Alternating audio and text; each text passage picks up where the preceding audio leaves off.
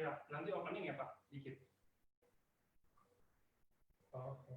Jadi pas ini saya bikin video lagi bentar. Oke. Siap, boleh.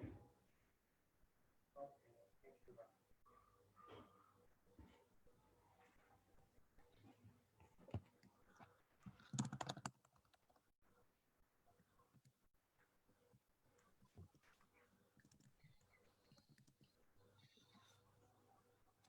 Gimana enggak? Ready semua? Halo Ready. semua. Udah, mulai. Oke. Mana Pak Gun? Halo. Pak Ernest. Halo semua teman-teman setanah air. Luar biasa hari ini kita Zoom-nya dari berbagai kota. Dari Sabang sampai Merauke. Dan tadi sejak dari jam 6 sudah antri yang masuk. Dan setengah 7 katanya udah penuh. Udah nggak bisa masuk Zoom ya. Oke, luar biasa antusias dari teman-teman sekalian semuanya. Dan malam hari ini kita akan sama-sama berbincang-bincang dengan tokoh nasional yang paling hebat. Dengan orang yang sangat luar biasa. Ya, kita akan ngobrol-ngobrol santai dengan Pak Ernest, dengan Pak Michael Tampi. Mudah-mudahan saya nggak tegang nih ya Pak Ernest ya. Yes.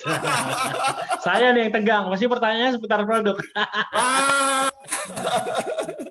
Oke, nah saya cerita sedikit aja dulu perkenalan saya. Pada awal saya ketemu Pak Ernest, pada waktu saya awal gabung di AFC, seminggu kemudian saya datang ke Jakarta, ketemu Pak Ernest, ngobrol-ngobrol.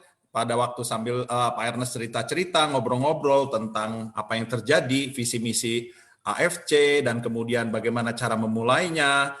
Di situ saya semakin yakin bahwa saya berada di bisnis yang sangat luar biasa tepat menurut saya ya. Kemudian seminggu kemudiannya saya juga ketemu Pak Michael Tampi. Nah, bayangan saya nih namanya aja dari namanya Michael Tampi saya pikir orangnya wah, hitam, kumisan gitu ya, rada buncit, gendut gitu. Pas lihat orangnya gile ini mah cocoknya jadi artis, jadi bintang film, keren, ganteng, gagah, masih muda dan orangnya asik banget lagi. Wah, ini mah keren banget dah kita punya founder CEO di AFC keren-keren semuanya. Oke, nah ini kita sambil santai ngobrol-ngobrol. Pertama-tama saya ingin bertanya dulu nih kepada Pak Ernest nih Pak. Ya. Pada waktu Pak Ernest tempo hari memulai mendirikan AFC di Indonesia, yang menjadi pertanyaan saya nih Pak Ernest, kenapa sih Pak Ernest memilih partner bisnisnya Pak Michael Tampi gitu ya, sedangkan mungkin investor banyak gitu ya, apakah dari penilaian sisi kepercayaan atau bagaimana Pak Ernest, mungkin bisa sharing sedikit Pak? Betul, oke. Jadi waktu awal-awal memang kita pengen mendirikan perusahaan itu bukan cuma orang punya duit. Kalau orang punya duit banyak. Teman saya yang konglomerat dulu banyak sekali. Yang kalau bisnis yang kalau bagus mereka bahkan apa aja kamu lakuin saya percaya deh mau jadi partner gitu. Itu tuh banyak banget. Teman saya tuh yang ada yang punya kelapa sawitnya sampai puluhan ribu hektar di Sumatera gitu ya. Jadi kalau cari just investor uang itu nggak sulit gitu buat saya waktu pertama kali mulai gitu ya. Cuman kalau waktu kita mendirikan bisnis ini karena di awal-awal sekali ya, kalau ada yang sudah pernah dengar ceritanya ini kan kayak semuanya kita selalu percaya bahwa ini tuntunan Tuhan yang bawa kita sampai saat ini ada gitu loh. Jadi saya nggak pernah bilang ini perusahaan saya atau ini saya ownernya atau gimana. Saya selalu bilang ini semua perusahaan Tuhan gitu. Tuhan yang atur semuanya, Tuhan yang bawa sampai kita bisa sampai saat ini. Nah waktu itu kriteria pertama kalau mau jadi partner dia nggak boleh rakus, nggak boleh serakah akan uang gitu, nggak boleh money oriented gitu. Yang kedua dia mesti punya hati dan orangnya harus baik gitu dan terpercaya. Secara nama harus baik gitu ya. Nah waktu itu kita cari partner dan partnernya harus equal, harus sepadan gitu. Maksudnya dia harus bisa memberikan sesuatu yang lebih gitu, melengkapi apa yang saya nggak punya gitu. Jadi di perusahaan ini semuanya unik gitu Pak Gun dari awal, termasuk ada Niko, ada semua manajemen itu unik. Kita nggak bergerak sendirian, jadi saya ada kelebihannya, Michael ada kelebihan yang saya tidak punyai, Niko ada kelebihan yang saya tidak punyai. Jadi kita tuh benar-benar datang tuh kayak saling melengkapi. Jadi waktu di awal-awal itu kita screening dan kita doa gitu. Siapa yang kira-kira orang yang tepat gitu. Tapi kriteria pertama adalah dia tidak boleh orang yang punya nama yang jelek. Nomor 2, dia nggak boleh serahkan uang. Jadi waktu kita pertama kali bilang, Mike, ini kita mau bikin seperti ini, tujuannya ke depan adalah bukan untuk kita, tapi ini untuk bisa untuk member, maksudnya nanti ke depan itu orang-orang yang ada di dalam wadah ini, itu mereka yang harus bisa punya uang banyak. Kita harus tetap stay humble gitu. Kita nggak boleh pamer-pamer kekayaan. Kita nggak boleh naikin lifestyle kita gitu. Karena itu menurut saya dulu di Amerika kan udah cukup lama ya, lebih dari 15 tahun lah saya di Amerika gitu. Saya lihat pemain-pemain football gitu, pemain basketball, semua itu tuh kelasnya tuh udah kelas ratusan juta dolar gitu sekali sign kontrak mereka bisa ratusan juta dolar. Tapi apa? Mereka semua dalam waktu mereka sudah selesai kontrak dalam 5 tahun mereka akan bangkrut. Itu sudah standar banget hidup mereka. Kenapa? Karena mereka begitu sign kontrak, mereka langsung hidup mewah-mewahan. Mereka seperti lupa diri, hidupnya bukan di dunia lagi gitu. Seakan-akan wah flashy sekali, dari jamnya yang miliaran rupiah, mobilnya. Jadi mereka kalau party gila-gilaan gitu. Nah itu tuh sebenarnya bukan makanya kita di AFC nggak pernah bilang, ayo ini beli mobil yang mewah, pamer-pamer, kita nggak pernah. Kenapa? Itu bukan orang kaya loh, itu mentalitas miskin. Nah waktu mereka bangkrut, baru mereka sadar, iya ternyata selama ini salah jalan dan sudah terlambat gitu karena sudah berumur gitu. Nah dari situ saya selalu belajar gitu ya. Oh kalaupun kita dipercaya untuk bisa punya banyak gitu, kita nggak boleh upgrade lifestyle yang terlalu too much gitu. Of course nggak ini juga ya, maksudnya cuman kita nggak boleh ke arah sana. Upgrade lifestyle itu gimana sih? Contoh, oke, sekarang kan AFC udah gede nih. Udah bisa dibilang kita MLM yang terbesar saat ini di Indonesia gitu kan. Standar lah owner MLM itu hidupnya flashy gitu ya, punya mobil mewah, terus lalu pergaulannya pun akan pergaulan di seputar itu aja, di hidup mewah lah. Nanti ujung-ujungnya, karena saya melihat teman baik saya sendiri gitu ya, salah satu pengusaha yang sukses, ujung-ujungnya pasti nggak benar gitu, pasti nggak baik gitu loh. Mau seorangnya sebaik apa, tapi kalau pergaulannya sudah kayak yang owner dari klub mobil-mobil mewah lah, apalah, mereka kerjaannya cuma itu aja, jadi picik gitu. Nah, jadi saya di awal waktu pilih partner saya bilang, bisa nggak kamu kalau kita nanti sukses, kita begini tetap stay humble gitu. Itu salah satu kriteria. Kamu nggak boleh hidup di luar yang tiba-tiba berubah kayak OKB, itu nggak boleh gitu. Nah, bisa nggak, sanggup nggak? Karena kita tahu ini akan besar gitu.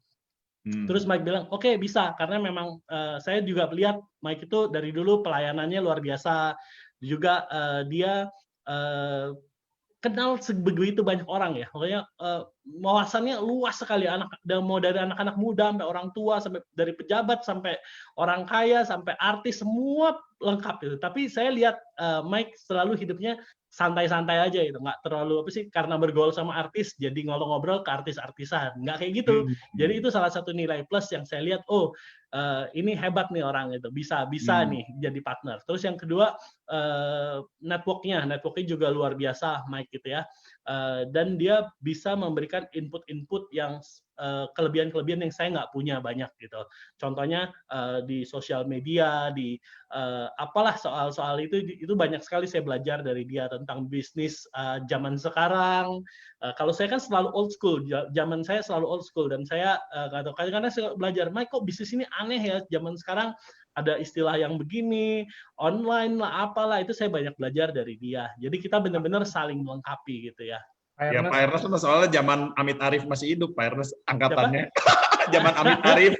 Siapa itu? Wah, maaf Pak Gun. Nggak kenal ya. Pak Gun lebih tua dikit nih. Waduh, ketuaan. Saya zamannya Ahmad Albar. Pak Michael nggak bisa masuk, Pak. Jadi nggak bisa masuk? Iya, soalnya udah penuh banget kan. Tadi dia kayak kelempar. Nah. Coba. Boleh kan? Relawan minta tolong salah satu bisa keluar. Ini Facebook masih penuh apa? Ini kok Facebook masih bisa, sama aja sebenarnya masih ini. Boleh 1-2 orang. Oh, dia boleh. udah masuk tiba-tiba keluar, nggak bisa masuk Nah. lagi. Tadi udah saya jadiin co-host sih, cuman ini. Coba kalau enggak dengan maaf ya kalau di kick satu orang ya, maaf ya. Lihat dari Facebook ya, kayaknya kita mesti masukin mic nih. Coba enggak masukin enggak? Coba kamu pilih satu orang yang harus dikeluarkan. Nah, lalu masukkan. Kalau sampai sebegitunya ya. kalau ketendang mohon maaf ya. Bukan kami benci, cuma random. Random berarti Anda orang pilihan, benar nggak? Ya, Siapa? sambil tunggu Pak Michael. Nah, ini Pak Ernest tadi ngobrol-ngobrol soal keep humble dan sebagainya. Makanya pada waktu saya ketemu Pak Ernest, ini ada sesuatu yang berbeda nih. Saya gabung di AFC ini memang beda banget. Makanya teman-teman, ini sekedar sharing aja. Saya di AFC itu tidak malu dengan gengsi istilahnya ya. Saya prospek kemana-mana naik Gojek santai aja, Gojek motor juga hayu, kita datang ke prospek juga hayu, kita nggak pakai malu-malu, nggak gengsi-gengsi gitu Pak Ernest. Nah saya lihat Pak Ernest, Pak Michael semuanya juga sangat rendah hati, mau nyapu di kantor, mau gotong-gotong barang dan sebagainya. Wah ini saya bilang kita harus ikut teladan dari bos kita nih di sini gitu kan.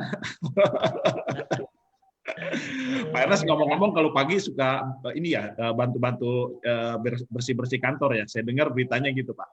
Iya, kalau sekarang lagi di gudang sih Pak.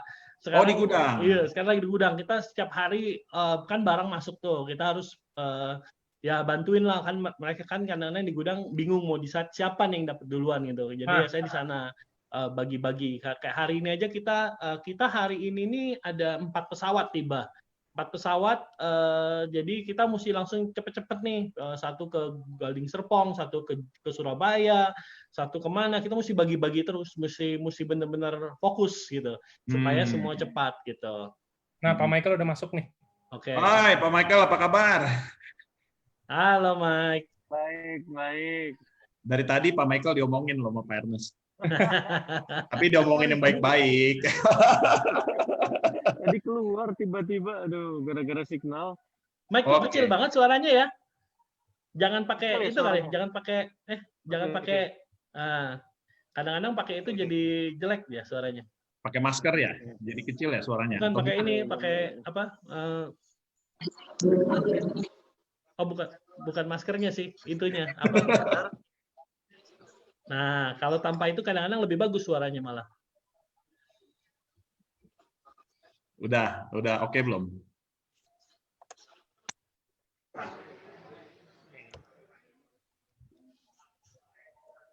Pak Michael lagi di luar ya, nggak di kantor ya, atau di rumah?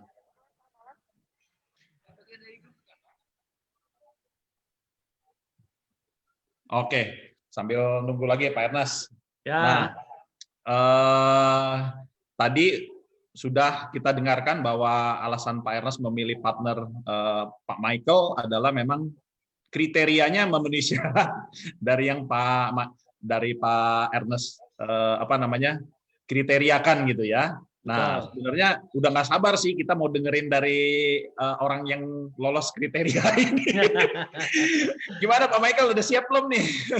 Siap. Oke, nah Pak Mike saya mau tanya nih. Tadi kita lagi tanya Pak Ernest kan, Pak Mike, kenapa alasannya Pak Ernest ini memilih partner adalah Pak Michael. Nah, Pak Ernest tadi bilang bahwa Pak Michael ini ya bla bla bla lah, orangnya rendah hati dan cocok lah dengan apa yang visinya yang ingin dijalankan oleh Pak Ernest. Nah, sekarang Pak Mike nih sebagai sisi investor ya, nah sebagai seorang yang sering berinvestasi di dalam dunia bisnis, pada waktu Pak Mike ditawarkan sama Pak Ernest bergabung di AFC, apakah Pak Mike pada saat memutuskan berpartner ini sudah bisa memprediksi nggak, membayangkan apa yang akan terjadi dengan bisnis AFC ke depannya nanti? Pada saat itu ya. Nah, atau setidaknya apakah punya gambaran progres yang akan hasilnya kira-kira, pasti bagus nih. Orang kan kalau investor kan biasanya begitu ya. Nah, kira-kira pada waktu itu yang dipikirkan apa kira-kira Pak Mike? Oke. Yang pasti ini surprise juga sih buat saya gitu loh. Pogon bisa AFC bisa berkembang seperti ini sampai saat ini. Itu nggak terlepas dengan kerja keras dari Pak Ernest sih sebetulnya. Jadi kata kerja keras itu yang saya believe itu. Jadi saya banyak sekali Pogon yang role model saya gitu ya, yang ya hebat karena kerja kerasnya tuh luar biasa. Jadi saya sebagai investor selalu, kita tuh sebagai investor, bukan saya aja, itu selalu konsepnya itu kita invest in people gitu loh. Jadi kita invest tuh bukan di bisnisnya sebetulnya. Kita bisnis tuh di manusianya, kita invest di manusianya, di orangnya. Seberapa bagus orangnya, seberapa kuat drive-nya gitu, visinya. Dan itu semua lagi-lagi saya lihat ada di Pak Ernest gitu loh. Saya benar-benar lihat, kita kan bisa tahu ya track record-nya Pak Ernest itu seperti apa gitu, dari saya sebagai investor saya saat itu. Jadi sama sekali nggak kepikir gitu loh. Saya sama sekali nggak kepikir AFC 2 tahun booming seperti ini, ya kita sangat bersyukur. Tapi kalau dibalik lagi saat itu, ya enggak Togun. Tapi yang saya pilih Pak Ernest itu dengan karakternya itu pasti Pak Ernest waktu nawarin saya tuh nggak pernah bilang mikir-mikir dulu, bahkan nggak pernah gitu. Jadi begitu datang ke rumah gitu ya, ngobrol langsung saya bilang say yes, karena saya tahu banget ini, saya bilang everything he touch become gold gitu ya. Bukan karena tapi yang benar-benar Pak Ernest itu sekarang tuh benar-benar jadi role model saya juga karena kerja kerasnya. Dan saya yakin kalau itu ditularin ke kita semua, kerja keras itu jaminan berhasil lah.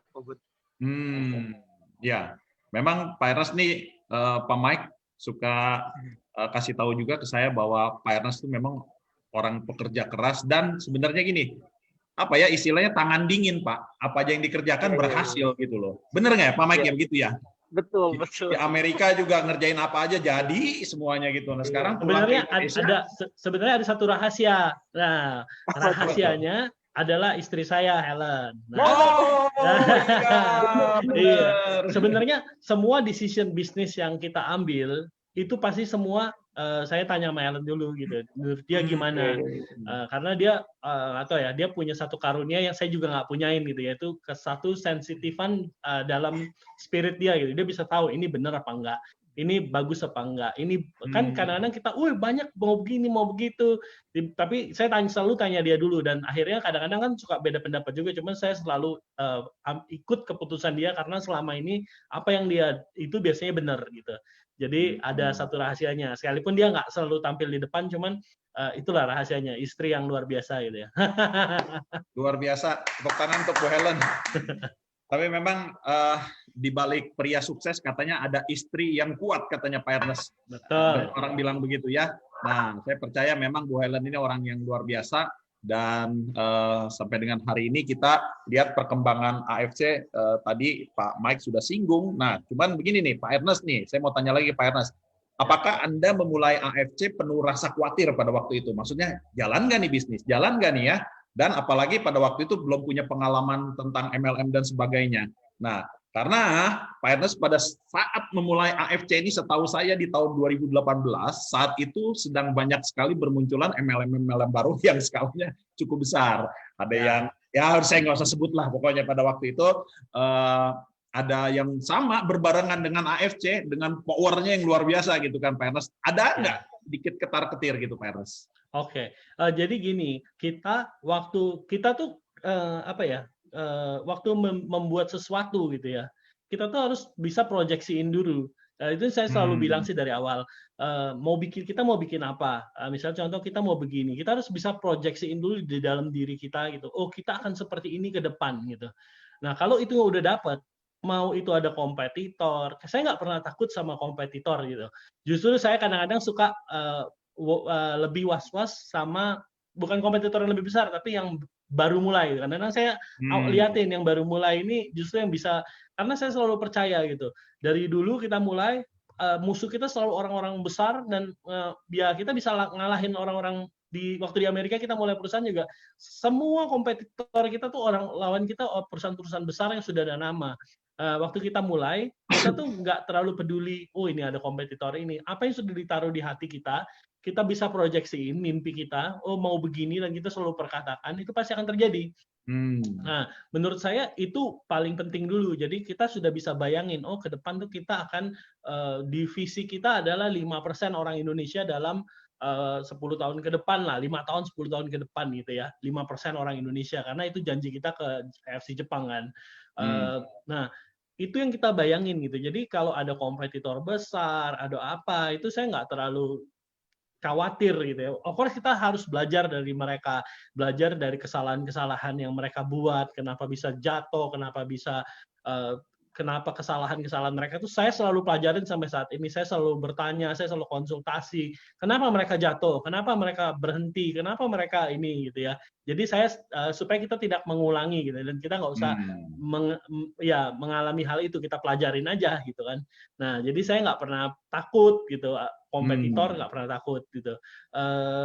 Yang kita sudah proyeksiin sih, kita udah tahu apa yang akan terjadi. Dari awal waktu kita ngumpul pertama kali juga cuman 8 orang, ada Cisyanti, ada dia bawa keluarganya, saya bawa mertua juga, saya bawa kakak saya bawa Michael, saya bawa Pipi juga ajak keluarganya. Jadi gitu-gitu aja. Dan waktu itu kita juga happy aja. Kita nggak pernah ngerasa terintimidasi, wah sepi ya, atau keluarga ya, karena kita tahu, kita selalu ucapin, pasti kita akan booming.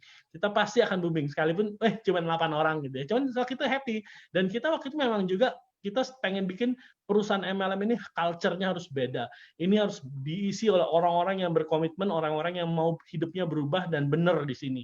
Makanya kita udah dari awal tuh kita udah settingin culture kita akan berbeda. Kita akan family. Dulu waktu kita mau mulai, even yang buatin sistem kita, dia nggak percaya sama kita. Dia bilang, Pak Ernest, kamu yakin nih mau bikin MLM ini? Soalnya saya sudah melihat, dia bilang, yang leader-leader yang besar aja bikin MLM nggak sukses gitu. Apa yakin Bapak mau bikin ini gitu? Nggak main-main nih Pak gitu, nggak salah nih Pak, nggak ada pengalaman atau gimana gitu. Cuman saya bilang ke dia, udah kamu bikin aja programnya, nanti apa sih, toh kan saya juga bayar, malah saya waktu itu dicasnya mahal sekali sama dia. Iya, sudah saya mau bayar juga di ini lagi sama dia. Tapi saya maksudnya nggak peduli, itu cuman gaung aja ya. Oh kemarin saya nonton keren banget. Ini seorang namanya tightrope walker.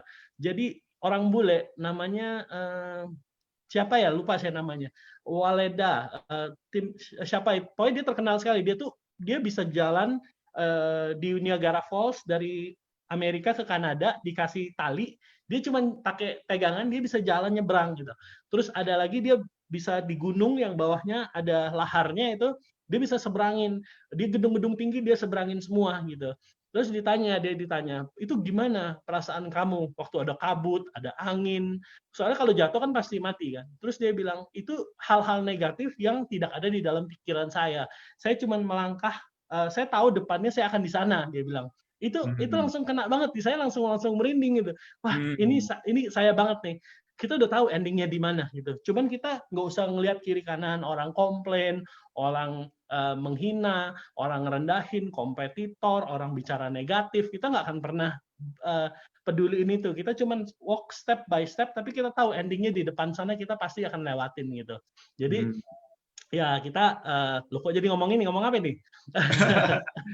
Ya intinya, kompetitor apa, waktu kita pertama kali memulai, kita nggak terlalu pusing gitu sama seperti itu, karena kita memang mau diriin perusahaan ini, kita tahu akan menjadi besar, tapi kita mulai step by step. Kita keras dari awal soal undercutting, kita juga nggak neko-neko, kita mau semua orang yang punya, terutama yang sudah samurai ke atas gitu, kita pengen punya karakter yang benar-benar seorang pemimpin yang humble, yang bisa menuntun bawahnya untuk sukses, yang punya kredibilitas, itu yang kita pengen dari awal gitu.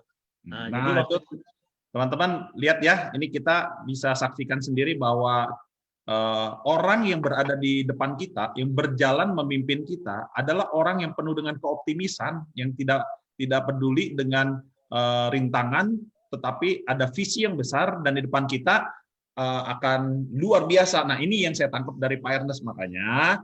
Nah, saya pada malam hari ini juga bersama dengan teman-teman cukup bangga nih Pak Ernest nih, kita dipimpin sama leader yang luar biasa hebat banget gini ya, yang misinya jelas gitu. Oke, sekarang Pak Mike. Pak Mike pernah nggak sih membayangkan nih, kita lu baru 2 tahun ya AFC ya, 2 tahun lebih sedikit lah. Nah, bisa nggak membayangkan sebelumnya pernah membayangkan apakah akan terjadi sebesar ini hari ini? Atau sebetulnya prediksinya nggak nyampe segini lah harusnya, ini terlalu cepat gitu Pak Mike. Kalau biasanya sih kalau founder MLM sih harus ngomongnya, oh tentu ya. Tapi kan ini kan kita apa ya, kalau ya saya ngelihat value-nya AFC ini kita selalu ngomong apa adanya kan Gogun ya.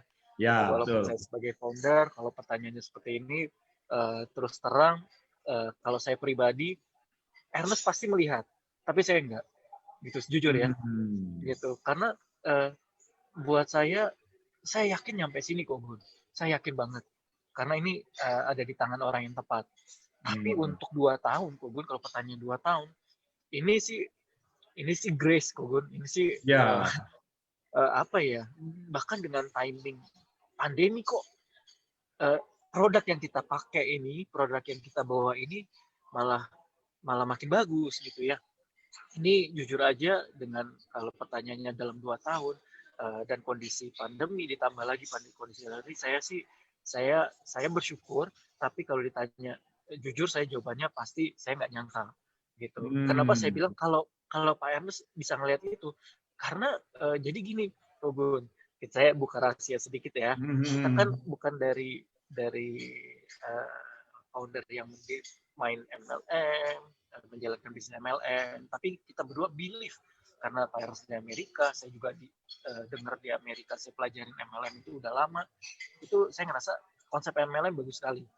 Jadi kita tuh pernah kita ikut waktu itu, kita belajar, kita ikut satu seminar MLM gitu, tapi seminarnya James Gui ya, kita ikut. Terus saya ingat banget malam itu dalam apa namanya? Dalam 1 tahun, kalau nggak salah ya, dalam 1 tahun, jadi dikasih kertas penambahan penghasilan kamu berapa gitu. Saya cuma tulis 10 kok. Oh, 10 apa? 10 triliun. Penambahannya 10 M, saya cuma tulis segitu loh. Oh, oke. Prediksinya 10 M. Iya. Saya kalau Pak Ernest tulisnya 400. Keren.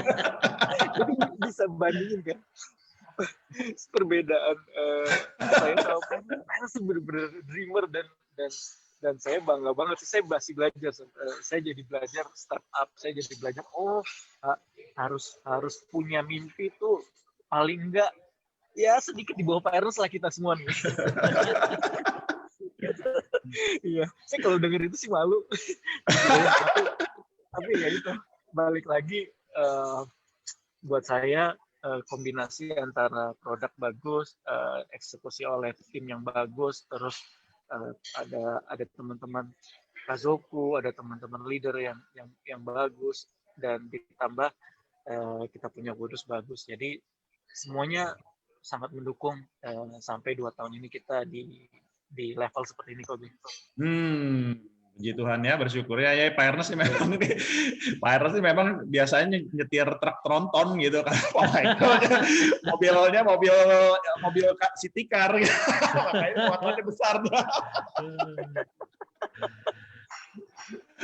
Oke, nah gini, Pak Ernest dan Pak Mike ini pasti dua-duanya punya perasaan yang sama. Dan ini saya mau tanya dari versi masing-masing. Di dalam menjalankan bisnis MLM ini kan kita sebenarnya urusannya bisnis manusia. Nah, manusia tuh lebih susah ngaturnya, lebih gampang ngurusin stok barang di gudang, Pak Ernest. Betul. Nah, gini, saya mau tanya pertama, apa yang Pak Ernest rasakan? Tentu ada di tengah-tengah keberhasilan kita sampai dengan hari ini ada perasaan bahagia. Nah, kira-kira apa yang membuat Pak Ernest dan Pak Mike ini bahagia ketika melihat perkembangan kita semua berjalan sampai dengan hari ini? Mulai dari siapa ya? Pak Ernest dulu deh. Mike dulu. Oh, Pak Mike ya, Pak Mike dulu. Apa yang membuat Pak Mike bahagia gitu? Saya butuh tisu. Saya terus terang, ya kalau yang paling buat bahagia ya, Bun. Iya. Ya kita punya misi. Saya berapa hari lalu sempat tulis di grup WhatsApp ya. Kita punya misi yang besar buat teman-teman di sini, terutama untuk jadi jawaban gitu, jadi jawaban buat teman-teman, bukan cuman menjalankan bisnisnya, tapi juga jadi orang-orang yang saya bilang berkecukupan gitu. Bahasa saya mungkin berkecukupan, tidak berlebihan gitu ya sifatnya gitu ya, walaupun ada kemampuan, tapi ya di AFC kan diajari untuk tidak berlebihan ya di hidup kita ya. Jadi yang saya paling bahagia jujur aja nih ngelihat sekarang tuh banyak hasilnya, Gun. Waktu awal-awal banyak ketemu dengan para leader yang udah di situasi ya pernah sampai jual rumah, udah nggak punya rumah gitu ya, udah ya MLM zaman dulu itu mengajarkan kita mempunyai lifestyle yang buruk, Gun. Yeah. Harus punya mobil mewah, foto di depannya, harus jalan-jalan terus. Semua itu dianggap hasil dari MLM. Memang benar, tapi di AFC kan kita nggak mau begitu. Kita mau sustain, kita mau benar-benar ngelihat ada yang taksi driver gitu ya. Sekarang udah maju, terus ada teman-teman yang mulai bangkit, dia udah mulai beli rumah, mulai beli ruko gitu. Itu buat saya priceless, kok, nggak ada gantinya. Iya. Nggak ada gantinya. Jadi bukannya dari laba ya ukuran kebahagiaannya, tentu dari orang-orang yang gabung di sini banyak berubah nasibnya gitu ya Pak Michael ya. Iya, Pak Gun. Gitu. Oke, makasih Pak Michael. Kalau Pak Ernest gimana Pak? Sama sih, sama banget. Makanya yang kita itu kalau di sini ya di AFC beda sama MLM lain nih. Kan saya juga banyak kenalan owner MLM. Mereka kadang-kadang ya mereka lebih fokus ke misalnya leader-leader utamanya yang menghasilkan bawa omset atau apa gitu. Tapi kalau kita di sini kita lebih pro ke yang kecil gitu. Maksudnya kita lebih pro ke orang yang misalnya baru mulai seperti siapa namanya yang supir taksi itu bikin kita tuh kayaknya Pak Udin gitu. Itu the reason kami ada gitu. AFC ada bukan untuk ada jadi yang pemain MLM lama yang dapat bonusnya puluhan miliar gitu, bukan itu, tapi gimana orang yang hidupnya susah banget tiba-tiba masuk AFC dia bisa berubah hidupnya. Ada Pak Udin, ada yang kemarin di timnya Pak Adi itu yang ada Pak Sigit yang jualan batagor ya. Iya, ada Pak Sigit, terus ada lagi yang di Semarang itu yang nggak bisa ngomong, nggak punya motor, nggak bisa, belum pernah MLM. Oh iya, David. Iya, dia bisa hidupnya mulai berubah gitu ya. Di sini juga ada teman saya nih kemarin cerita-cerita, Edwin nih kemarin cerita ya, baru masuk, terus sekarang lewat sini bisa bayarin anak sekolahnya masuk gitu. Itu maksudnya itu cerita-cerita yang bikin saya sangat terharu gitu ya. Edwin nih realtor luar biasa loh. Saya kenal dia tuh dari tahun berapa ya? Dari tahun berapa tuh, Edwin? Wah, lama banget. Waktu saya pulang ke Indonesia udah mulai nyari-nyari rumah, pakai kenal sama Edwin aja. Dia tuh realtor yang memang the best of the best gitu. Nah, cuman kan masa-masa pandemi gini ya penjualan rumah kan mulai turun gitu dan mulai rasa gitu ya. Kemarin ngobrol-ngobrol, oh iya ya, jadi mungkin kalau di yang rumah nggak selancar dulu gitu ya. Nah, jadi lewat AFC lumayan nih, udah bisa ini gitu. Terus ada lagi teman saya kemarin dari kota lain, dari kota Palembang sih, dia cerita, wih katanya, untung aja saya masuk AFC. Ini pengusaha gitu. Pengusaha, terus dia bilang, dulu dia nggak terlalu anggaplah AFC gitu ya, income-nya gitu. Dia cuma pakai produknya, terbantu sekali, lalu dia bantu kasih ke teman-temannya. Itu aja dia bilang, gue pengen teman-teman saya sehat gitu. Nah, nggak lama dia bilang, untung sekarang ada di AFC gitu. Soalnya bisnisnya juga turun sekarang. jauh gitu katanya. Wah kalau nggak ada AFC gue nggak bisa hidupin keluarga gue gitu. Itu tuh hal-hal yang kita ini nih AFC ada untuk seperti ini. Terus waktu kita sekarang bisa memberi gitu, itu yang paling utama juga yang bikin saya happy. Kita perusahaannya makin besar tapi kita juga memberi ya. Kita bikin panti asuhan di Nabire, kita bikin air itu air bersih itu kebagian saya itu maksudnya kita bisa lakuin semua itu karena AFC maju gitu. Disitulah kebahagiaan saya. Maksud saya ya cuman inilah sih ini kita ada untuk seperti ini gitu. Jadi ya itulah salah satu kebahagiaan saya. Saya bahagia juga apa sih akhirnya banyak yang leader-leader juga masuk ke sini mulai ngomongnya tuh beda. Awalnya ngomong songong gitu kan, sombong. Banyak leader, apa sih AFC ini? Saya bisa dapat berapa sih yang model-model gitu? Income-nya berapa sih? Di awal-awal kan mungkin seperti itu ya. Money. Tapi terakhir leader-leader ini kalau ngomong, ya puji Tuhan, Tuhan baik, sudah mulai berubah gitu loh kata-katanya. It's okay gitu. Kita nggak menghakimi, maksudnya it's okay. Mungkin dari dulu juga nggak hidupnya belum pernah mengenal apa ya, maksudnya kebaikan Tuhan atau apa, sekarang ngomongnya jadi beda gitu. Itu yang saya menurut saya wow ini value yang kita berhasil sebarin gitu ya, value kebaikan tentang jagain keluarga, orang-orang yang tadinya hidupnya yang orang-orang yang karakternya kurang baik kesini lama-lama karakternya jadi baik. Ya itu aja sih yang menurut saya paling bikin saya happy gitu dan mau terus untuk ada di sini. Karena honestly sekarang ini super capek sekali. Capek iya, lelah iya. Akhir-akhir ini capek dan lelah banget lah. Maksudnya mau dari mindset, barang selalu habis, datang habis lagi, gulungannya nggak habis-habis gitu. Sempat saya capek, lemah, dan saya sempat pikir, enakan apa ya? Enakan sebenarnya ngapain saya begini juga gitu ya? Ngapain sih saya begini juga? Itu terlalu terjun, terlalu ini, santai-santai aja gitu kan? Makanya sebenarnya semua sudah enough gitu loh. Saya iseng, saya apa ya maksudnya saya keluar hari ini pun saya nggak akan kekurangan gitu loh, saya masih punya bisnis yang lain. Cuman kalau saya lihat orang-orang seperti Pak Udin, orang-orang seperti ya teman-teman saya gitu, kalau saya mundur dari sini gitu terus saya ya udah biarin aja deh gitu, itu gimana gitu mereka gitu, tanggung jawab saya gimana ke mereka gitu ya. Jadi kita ada memang untuk long term gitu. Saya capek nggak apa-apa, saya itu kan just itu, cuman kita akan long term. Ini apa sih namanya? Ini baru dimulai loh. Ini kita memang sudah paling top sekarang ya. Cuman ini baru saja dimulai gitu. Jadi jangan takut gitu. Gitu. Oke, makasih Pak Ernest. Jadi memang harta yang kita miliki ini yang paling berharga adalah sebenarnya karakter ya. Di sini kita dapat pembentukan karakternya di AFC.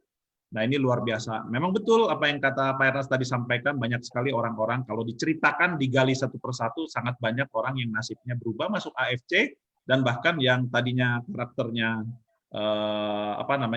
kasar dan sebagainya sekarang sudah banyak mengalami perubahan. Nggak tahu nih karena apa? Mungkin karena ada kuasa Tuhan bekerja ya Pak Ernest ya. Amin. Nah gini ini. Sekarang Pak Mike sekarang kan mulai banyak kompetitor nih ya yang membuat produk-produk yang menyaingi SOP 100. Biasalah kita kalau bisnis kan di dunia usaha kalau laku orang paling gampang kan niru yang sudah jalan gitu kan. Nah, betul kan? Paling enak kan begitu gitu. Nah, bahkan yang lebih sadis kandungannya pun ngaku terbuat dari salmon ovary peptide dan punya paten kita lagi disalin. Oke, nah sebenarnya untuk menyikapi hal seperti ini nih Pak Mike nih, terutama kan Pak Mike berada di dalam AP2LI dan sebagainya, kita harus ambil langkah yang bijaksana kan tentunya. Nah ini kebetulan ada banyak sekali member-member, leader-leader yang bergabung di sini, mungkin ada sedikit pesan juga Pak Mike untuk kita semua, apa yang harus kita sikapi menghadapi situasi seperti ini?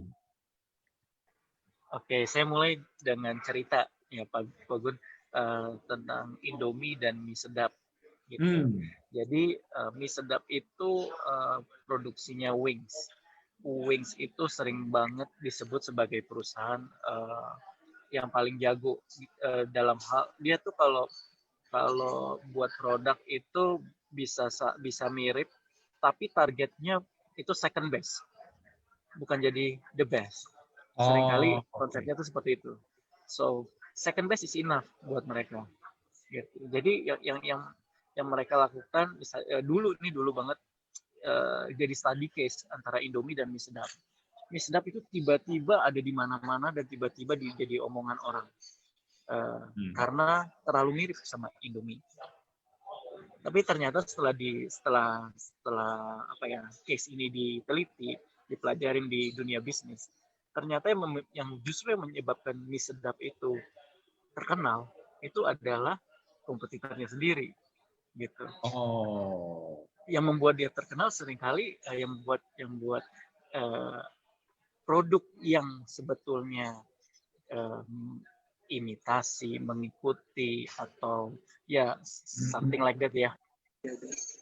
Jadi terkenal tuh seringkali justru market leader gitu. Kalau kita saat ini sebagai market leader di SOP sebagai pemegang SOP, yang saya boleh share di sini adalah yang pertama kita nggak perlu reaktif, nggak perlu bikin mereka jadi lebih dikenal. Gitu. Dengan lebih dikenal tuh gimana caranya? Wah ada produk ini, habis itu di share di grup, dari grup satu ke grup lain, jadinya viral di tempat kita. Habis viral di tempat kita, semuanya jadi notice, wah ada ini, terus lihat sosial medianya, kepo, wah dihajar, dikomenin gitu. Saran saya itu justru menjadi keberhasilan mereka gitu, mendapatkan atensi kita, mendapatkan perhatiannya kita. Akhirnya kita semua kenal, akhirnya kita tahu. Yang saya senang tadi ini benar-benar kita nggak ada omongan saya sama Pak Ernest ya untuk interview untuk acara hari ini kok Gun. Yeah. Tapi yang paling saya senang tadi waktu Pak Ernest bilang justru kita sangat memperhatikan kompetitor yang baru mulai gitu. So dari statement itu saya sih berharap teman-teman di sini para leader bisa sama-sama melihat bahwa manajemen itu nggak tutup mata juga gitu. Nggak tutup mata juga kalau ada kompetitor gitu. Ya kita lakukan banyak hal, bahkan kita mengeluarkan subarasi, itu semua jawaban kita. Kita emang didesain sama Pak Ernest untuk selalu one step ahead, don't worry, gitu. Believe in yourself, percaya banget sama produknya kita. Produknya kita benar-benar pure dari Jepang, sayang aja kita nggak bisa berangkat ya, gitu. Bener-bener produksi perusahaannya nggak main-main seperti itu. Jadi saran saya untuk hal-hal seperti ini, percaya diri, confident dengan produk kita. Dihajar harganya, memang kita punya ingredient bagus, gimana dong, ya kan? Dan memang kita proven, memang kita terbukti, paten jelas, semuanya jelas. Nah, dengan itu kita nggak punya waktu. Kita nanti dengan confident yang luar biasa dengan produk kita, dengan bisnis kita nggak punya waktu tuh buat kepo-kepoin kompetitor, bikin dia lebih famous, lebih viral. Tapi biar itu jadi tanggung jawab manajemen gitu untuk bikin inovasi lebih lanjut, untuk bikin saya nggak bilang counter attack ya, tapi memperhatikan pasti kompetitor ada cara bagusnya juga seperti itu ya. Ya kita saling belajar ya. Tapi buat saya keep calm, believe in our product gitu. Ya, kan believe in our business, saya yakin banget AFC pasti yang terdepan. Ya. Oke, makasih Pak Mike. Nih masukannya sangat bagus sekali ya teman-teman. Jadi perlu diingat hal-hal seperti ini yang tadi Pak Mike sampaikan, kita nggak perlu panik dan nggak perlu sampai kepo-kepoin, blast ke grup kita gitu. Ada produk baru nih, pesaing begini, itu biarin aja. Wajar kok orang mau ngikutin. Gini loh, kalau saya pribadi ini Pak Mike prinsipnya ya, kalau kita sudah membuat sesuatu dan berhasil, tiba-tiba ada orang mengikuti dan dia bisa diberkati. Kalau saya sih jujur terus terang ya, puji Tuhan, biar aja orang itu diberkati dengan bisnisnya yang baru. Kan kita bisa main lagi yang baru produknya. Nah, kita udah keluar subarasi, iya kan? Gitulah. Ya memang kalau misalnya banyak orang yang di tempat lain, MLM lain bisa sukses juga membangun bisnis MLM, kenapa enggak gitu kan? Biar ekonomi negara ini akan cepat pulih gitu ya, karena resesi negara ini nggak main-main nih saat-saat ini. Gitu. Memang kita harapkan usaha-usaha dalam negeri ini banyak yang bangkit lah. Kita berkati aja lah mereka ya. Setuju ya Pak Mike ya? Nah, jadi saya ya, kira ya, saya. Kalau saya sih ya agak beda dikit dengan Mike ya. Maksudnya saya honestly ya saya juga banyak belajar gitu ya. Maksudnya saya sih bukan orang yang happy itu sebenarnya kalau kayak mereka main ambil-ambil ini dalam marketing kita gitu loh. Cuman of course paling bagus juga kita nggak usah, yang tadi Mike bilang nggak usah kasih attention, kita nggak usah beri mereka panggung gitu. Itu saya setuju sekali. Kalau kesel sih pasti kesel lah. Wah, ini orang yang kita paling takut adalah mereka ciptain produk karena hanya beneran untuk mendompleng gitu, untuk mendompleng market yang sudah ada itu. Nah, kalau mereka ciptain produk yang asal-asalan, nanti kan yang kita takut adalah SOP dianggap jelek gitu. Tapi mereka ciptain produk ada gulanya, dibilang untuk kesehatan gitu kan. Itu yang kadang-kadang saya ya udah kita edukasi aja yang bener deh gitu. Kalau menurut saya gitu ya. Kalau misalnya ada oh ini apa nih? Saya selalu akan edukasi yang benar, yaitu contoh Google dulu buatan mana gitu. Apakah mereka beneran buatan Jepang 100% atau mereka buatan Indonesia yang aku Jepang. Itu kan sudah apa ya, kayak misleading sebenarnya, misleading. Oh ini Jepang loh, tapi ternyata buatan Indonesia. Dan sekarang kan kalau dulu mungkin masih bisa. Cuman kan kalau sekarang kan ini zaman informasi terbuka, susah untuk membohongi orang gitu. Ya jadi kita bilang, oke, Google aja izinnya apa. Box itu nggak bisa bohong gitu. Karena kalau ya kecuali nggak ada izin ya, nggak ada izin dia bisa bilang ini obat dewa. Cuman kalau dia ada izin itu kemungkinan besar boxnya nggak bisa bohong. Buka, lihat boxnya ada isinya apa aja gitu, bener nggak ada apa sih salmon ovari peptide yang dibilang gitu, apakah atau dia cuman ngomong-ngomong aja, ada nggak beneran tuh, itu mesti dilihat. Terus mereka kandungannya apa, apakah ada gula, itu yang menurut saya lihat, pelajarin aja produk kompetitor, kan bisa di Google, bisa dicari di Tokopedia, di mana, lihat belakang boxnya gitu. Itu menurut saya hal yang terbaik adalah kita edukasi yang benar supaya ya maksudnya kita nggak boleh jelek-jelekin mereka karena itu kan ofensif ya, tidak apa ya, nggak pada tempatnya gitu.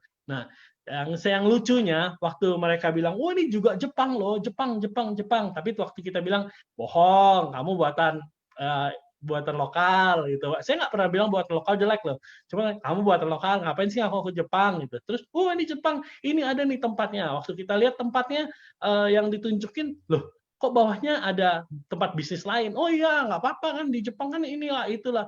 Terus gini loh, saya kadang-kadang suka berpikir kita ini kalau kita lihat gitu, oh ini pabriknya di bawahnya ada usaha lain gitu, misalnya percetakan lah, ada restoran atau kafe, ini di sininya loh gitu. Nah kita pikir gitu, kalau secara produksi, bener nggak mobil truk gede bisa lewat situ, bisa ambil barangnya gitu ya? Itu kan kadang-kadang mesti ini, karena dia tunjukin nih, ini kita bukan ngibul, dia bilang ini Jepangnya gitu.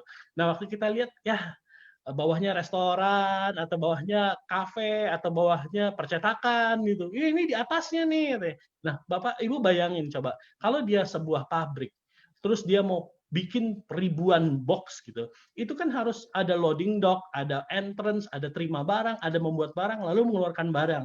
Nah, ini saya tunjukin ya. Ini pabrik AFC ini. Ini dia punya 5 pabrik di kota Shizuoka dan semua gedungnya adalah gedung sendiri. Ini aja kita masih keteteran bikin produk gitu. Nah, dan ini kan ini ada loading dock-nya di situ ya. Ada mobil nanti kalau selesai pick up dari sini. Jadi waktu kalau Bapak Ibu nanti pergi, kita kan pergi ke gedung yang ini nih. Nah, ini nih AFC yang ini nih.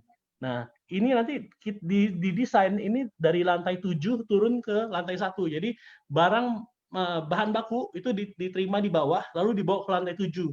Lantai 7, next production lantai 6, lantai 5, lantai 4, sampai lantai 1 udah jadi produk. Dan keluar lewat loading dock gitu. Nah, jadi kadang-kadang hal orang gini loh, di Jepang atau dimanapun, kita bisa bikin perusahaan-perusahaan. Saya masih punya perusahaan di Amerika, sampai saat ini juga masih ada. Kita juga ada perusahaan di Singapura, ada gitu, bisnis saya yang lain gitu ya. Dan kita sebenarnya kadang-kadang bisnis itu nggak perlu ada tempat gitu. Itu cuman mailbox gitu ya. Bisa dulu nggak, dulu kita punya tempat. Cuman waktu sekarang kayak kita mau apa ya, mau oke, ini untuk perusahaan ini nggak perlu cuman IT atau apa, itu nggak perlu punya perusahaan kantor, jadi kita bisa sewa aja gitu loh. Jadi semua orang bisa bikin perusahaan di Jepang, mau di Singapura, mau di mana gitu. Itu beneran nggak gitu. Nah, jadi kadang-kadang orang, oh ini ada loh dari ini perusahaan di Jepang. Ya mungkin perusahaannya benar di Jepang, tapi apakah itu pabrik di Jepang gitu. Nah, itu yang kadang-kadang mesti apa ya, lebih lebih make sense gitu ya. Nah, kalau kita produknya jelas kita dibuat sama 100% made in Japan. Kita nggak ada sentuh-sentuh sama sekali di box ulang lah atau di apa, semua itu yang Anda terima sampai karton-karton coklatnya itu dari Jepang semua gitu loh. Kita nggak ada pegang-pegang sama sekali. Dan ini kita menggunakan brand dari Jepang. Jadi bukan cuma produknya made in Japan, brandnya pun dari Jepang dan diaudit gitu. Jadi ada suatu kualitas yang jauh lebih tinggi gitu loh. Nah, jadi jangan kalau misalnya wah ini ada juga nih dari ini, cuman brandnya lokal atau apa. Bayangin nggak sih, barang di Jepang itu semua barangnya tuh nggak bisa dimainin harganya. Jadi Bapak Ibu kalau pergi ke Jepang gitu ya, misalnya contoh beli keychain aja atau beli apa, itu di seluruh Jepang harganya semua sama. Beda kalau di Cina kan. Kalau di Cina hari ini $2, tawar, tiba-tiba yang di sebelah situ udah dapat $1, kita pikir harga yang terbaik, begitu jalan situ lagi itu 75 sen gitu. Jadi harganya tuh ada yang mahal, ada yang murah gitu. Nah, kalau di Jepang semua standar. Ini saya mau ini aja cerita dikit nih ya tentang kualitas produk SOP. Salmonovari peptide yang kita punya ya, SOP 100 maupun Subarashi gitu ya. Nih, saya kan kita ada per barley kan, per barley. Per barley ini itu tuh kalau di Jepang namanya perkoik ekstrak atau hatomugi. Nah, hatomugi ini salah satu suplemen yang dicari cewek-cewek gitu. Mereka bagus untuk usus, bagus untuk kulit muka, dan mengandung Q10 untuk energi, sangat bagus gitu ya. Saya iseng-iseng kemarin nyari-nyari per barley. Nah, ternyata di Indonesia juga dijual yang buatan Jepang. Per barley-nya doang ya. Only per barley, belum masuk SOP-nya. Ini kita breakdown ingredients ya. Dan per barley dari Jepang ini di Tokopedia, ini bisa lihat nggak ya? Ini ya, ini per barley nih. Dijual ini aja buat 30 hari itu 1 juta lebih gitu. Cuman per barley-nya aja gitu ya. Nah, ini ada lagi nih. Ini sardine peptide. Sardine peptide ini memang kalau namanya sarden ya. Nah, sardine peptide. Nah, sardine peptide ini di Jepang untuk 30 harinya itu sekitar 2.800-an, 2.500.000 sampai 2.800.000 tergantung daripada kursnya gitu ya. Nah, jadi itu sebenarnya SOP sekalipun harganya premium, sebenarnya itu harganya best deal gitu loh. Halo? Kok berubah ya? Masih oke. Oke. Iya, jadi waktu Jepang bikin sesuatu, apalagi menggunakan brand mereka, itu berbeda kualitasnya, langsung beda jauh antara produk yang diproduksi oleh AFC dengan brand yang mereka pakai. Itu berarti brandnya mereka kontrol, mereka nggak mau macam-macam. Perusahaan ini udah 51 tahun loh. Tiba-tiba ada yang ngeluarin, oh ini SOP lah, apalah, itu tuh pasti di sini gitu. Jadi ya kita selalu kalau ada orang, kalau menurut saya jangan terlalu ya udahlah mengampuni atau gimana. Cuman kita mesti kasih tahu kebenaran. Ini kebenaran. Nah, kalau mereka mau pilih yang sana ya nggak apa-apa gitu. Tapi kita kasih tahu, oh ini ada gulanya loh. Ya udah pakai aja, lihat. Mudah-mudahan ada perbaikan dari sana gitu. Oke, kalau ada perbaikan ya sudah. Mungkin produknya juga bagus gitu. Tapi kalau misalnya ngerasa badan jadi nggak enak dalam sebulan kok sluggish gitu, nah berarti apa yang saya sudah sampaikan itu benar gitu. Jadi menurut saya selalu edukasi yang benar gitu. Kan kita kan selalu keluarin tuh apa sih namanya bahan-bahan untuk Anda menjelaskan. Kita selalu jelasin tentang kualitas produk. Nggak main-main loh Bapak dan Ibu. Kita benar-benar saya selalu anggap AFC adalah perusahaan milik Tuhan, bukan punya saya, bukan punya Mike. Ini benar-benar titipan gitu, titipan Tuhan. Maksudnya nggak pernah ada. Makanya semua orang kadang-kadang kompetitor marah gitu. Sempat ada satu kompetitor marah karena gini, nggak pernah ada MLM di Indonesia buatan, ada yang dari luar negeri tapi memang perusahaan MLM itu banyak kan. Wah, tiba-tiba buka di Indonesia, banyak tuh kan. Cuman belum ada perusahaan MLM yang lokal, dibuat sistemnya lokal, tapi menggunakan brand yang sudah 50 tahun loh. Buatan Jepang pula gitu loh. ngimpor produk buatan Jepang aja jarang. Coba jalan-jalan ke farmasi-farmasi yang ada lah ya, yang terkenal di Indonesia gitu. Lihat barang made in Japan ada nggak gitu. Ada paling 1-2 gitu. Dan itu pun barang kita. Iya, jadi sangat jarang gitu orang import barang buatan Jepang. Kenapa? Karena mahal gitu. Karena shippingnya mahal, produknya mahal. Jadi nggak kompetitif gitu, nggak kompetitif. Nah, jadi kita tuh sangat unik. Kita luar biasa. Kita dipercaya oleh Jepang untuk pegang brand AFC itu udah sesuatu. Apalagi kita bisa jadiin MLM dan dia ciptain produk khusus untuk kita. Ada satu kompetitor marah sekali sama kita. Oh, itu katanya AFC bohong. Dia sampai email, dia lucu sekali nih. Dia email ke AFC Jepang. Dia bilang katanya, ini ada perusahaan namanya PT HNE Dermatek katanya, menggunakan brand Anda, menciptakan ini, berbicara bohong bahwa ini. Dibalas sama AFC, oh tenang katanya, Anda harus percaya sama HNE Dermatek karena mereka sole distributor. Dan itu emailnya ditunjukin saya, kayak ini orang Indonesia siapa nih katanya, ada yang email begini nih perusahaan ini. Oh, kita langsung tahu itu perusahaan kompetitor, bos. Kompetitor kadang-kadang wah benci dia ini apa sih bertanya-tanya juga ya kok bisa gitu. Jadi maksud saya ya kita produknya nggak main-main gitu loh. Jadi kalau misalnya Bapak dan Ibu ada orang mau pakai SOP atau apa gitu ya, selidikin dulu background-nya bener nggak sih. Kalau disuruh, tuntut dong Pak, gini. Aduh, kita terlalu sibuk dan kita benar-benar nggak. Nah itu yang saya setuju kalau pakai yang Mike tadi bilang, nggak usah lah kalau yang gitu kita ambil yang higher level gitu ya. Nggak usah lah ngapain sih kita pusing yang begini-begini kalau mau lawsuit atau apa, nggak ada gunanya, nobody win gitu. Ini mendingan kita, cuman kalau edukasi yang benar, ini menurut saya penting gitu, supaya kita bisa kasih tahu mana yang benar, mana yang enggak gitu ya. Oke, Pak, terima kasih Pak Ernest, penjelasannya cukup memuaskan sekali ya. Ya, ini sekarang kita sedikit bergeser topik nih Pak Ernest nih, yang lagi hot nih topik kita nih sekarang ini masalah barang nih Pak Ernest nih. Ini yang lebih seru nih kelihatannya nih. Nah, karena di bulan September tahun lalu, saya ngumpet dulu kalau gitu ya Pak Kogun. Ya, mantap. Bulan September tahun 2018. Seingat saya nih, pernah terjadi kekosongan barang dan itu parah, cukup lama sampai bulan Maret itu berbulan-bulan kosong, tidak ada inden lagi statusnya. Nah itu fase-fase berat masih sudah bisa dilewati. Nah tentu Pak Ernest udah mengalami yang ketiga nih sekarang nih. Sebelumnya waktu tahun lalu kita waktu ada transisi mau masukin Utsupushi ya, ada kekosongan barang juga. Nah terus ya pastilah Pak Ernest ada juga yang maki-maki Pak Ernest nih mungkin. Kalau Niko sih saya yakin kenyang tuh dimaki-maki member. Nah, kemudian yang pertama pertanyaan saya, Pak Ernest bagaimana menyikapi dan merespon dari member-member yang marah-marah, yang kecewa, yang ya pokoknya banyak alasan lah ya.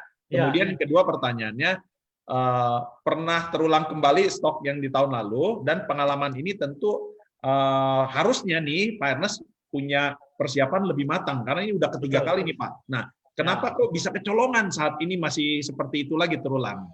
Oke.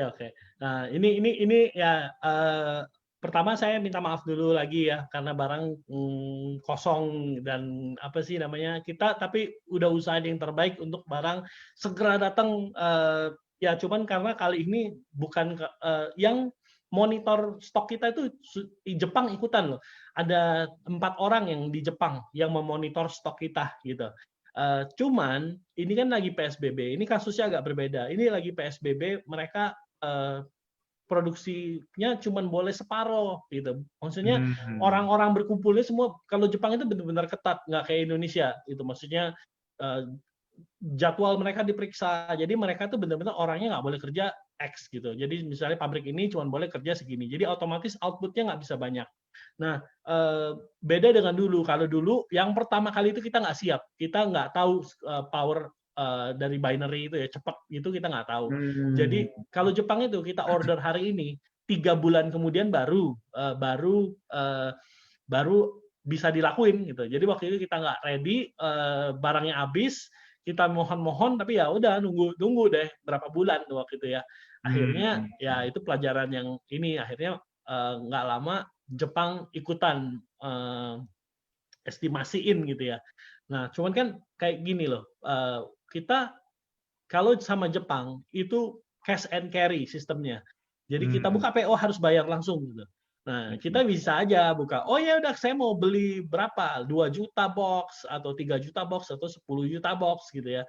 Cuman kan itu mesti dibayar semua gitu. Jadi kita juga di Indonesia mesti balancing gitu antara bonus yang harus dibayar, antara produk yang harus dibeli, antara progres untuk kemajuan perusahaan, itu kan harus dibalancing semua. Nggak bisa kita asal-asalan, oke kita beli aja 100 juta box gitu. Lalu, oh ini duit semua kita bayarin, lalu bonus nggak bisa dibayar, kan nggak mungkin juga gitu kan. Jadi kita harus balancing. Kira-kira kelipatannya adalah biasanya kayak kali 5 atau kali 6. Biasanya kita seperti itu. Oke, di bulan ini segini, berarti di depan kita harus siapin kali 5 atau kali 6. Kira-kira seperti itulah. Biasanya aman gitu. Nah, ini saya mau cerita dikit nih. Jadi ada satu MLM dulu sangat terkenal deh, ini MLM legend banget gitu, legend banget. Saya tahu salesnya karena yang tertinggi berapa saya tahu karena dulu pembuat sistemnya kita pakai dia dan dia pernah cerita, oh dia pernah apa sih, wah dia mau pernah segini nggak pernah macet, sistem kita nggak pernah hancur, jadi saya pernah tahu sales mereka. Dan kita achieve sales itu di bulan Maret gitu. Wah kita sudah bisa dibilang best of the best di bulan Maret gitu ya. Jadi kita sampai dapat piala itu kan penghargaan Atamimi itu. Iya. Sales revenue kan kita.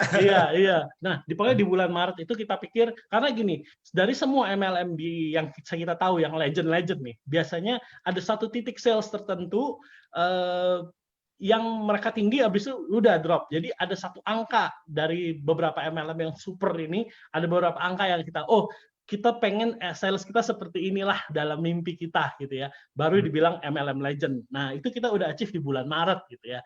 Jadi nah ini saya tunjukin ya. Nih bulan Maret Oke. Angkanya udah hapus. Cuman di bulan Maret tuh. Tapi lihat di bulan sekarang itu kita di bulan Juli dan Agustus. Ini mah udah meroket ya ini ya. Iya, di luar legend, ini mah udah di luar legend, belum pernah ada yang seperti ini gitu loh. Nah, maksud kita tuh gimana ya? Kita baru wow gitu di bulan Juli orang Jepang udah bilang, kamu ini Pak kayaknya dari grafiknya kamu akan kekurangan, soalnya kita nih pasti PSBB. Dia bilang udah nggak mungkin bisa diapa-apain, kamu pasti akan kekurangan barang di bulan Agustus gitu.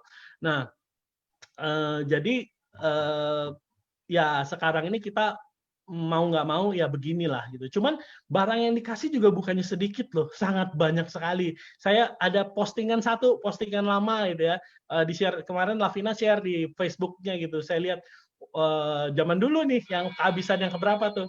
Wah, ada barang datang berapa ribu gitu. Wah, kayaknya udah banyak. Kalau sekarang lah itu benar-benar kita udah 10 kali lipatnya yang kita pesen gitu. Tapi masih nothing juga gitu. Datang habis gitu. Kita sih jujur lagi struggling untuk bisa kan ini dalam waktu singkat gitu ya. Dalam waktu singkat kita mesti pesen dari Jepang juga lagi PSBB. Jadi kita lagi balancing gitu. Ya, cuman Utsukushi kan udah beres gitu ya. Utsukushi juga kita udah mulai dipenuhin. Even ada AFC ada satu pabrik lagi di kota Tokyo, Chiba, itu jauh banget. Nah, dari Shizuoka itu sampai mereka pakai pabrik itu khusus untuk bikin Utsukushi. Dia Utsukushi pindah sana aja. Jadi yang ini semua untuk SOP sama Subarashi gitu. Nah, maksudnya Jepang juga heran gitu. Gila gini ya, di masa pandemi semua orang anggapnya akan orang kan konservatif di masa-masa seperti ini. Tapi kita kok bisa begini? Mereka juga kaget. Apa rahasianya? Nah, rahasianya adalah Anda-Anda semua. Dan saya mengucap syukur, Anda-Anda semua sudah berjuang, ditolak, dimarahin. Honestly sih belum ada yang benar-benar marah ke saya. Paling komplain, Pak, gimana nih? Gitu. Masih sopan-sopan kalau saya. Kalau ke saya masih sopan-sopan. Dan sopan ya? Iya, yang kasihan Nikola, Pak Ernest. Aduh, kadang-kadang saya juga nggak tahan sih, makanya aduh kasihan banget ya member dimarahin, ada yang nangis juga gitu loh. Cerita ke saya dimarahin, saya dianggap penipu segala macem gitu. Ya soalnya memang barang yang didapetin itu sekarang itu yang bisa dibikin oleh Jepang itu kira-kira 250.000 box gitu dalam masa pandemi seperti ini gitu loh. Nah, dari yang biasanya bisa jauh lebih banyak. Ini per bulan ya. Nah, Hmm. jadi ya segitu tuh kurang gitu, kurang banget. Dan ini nih bukan main-main loh, ini bukan sedikit loh.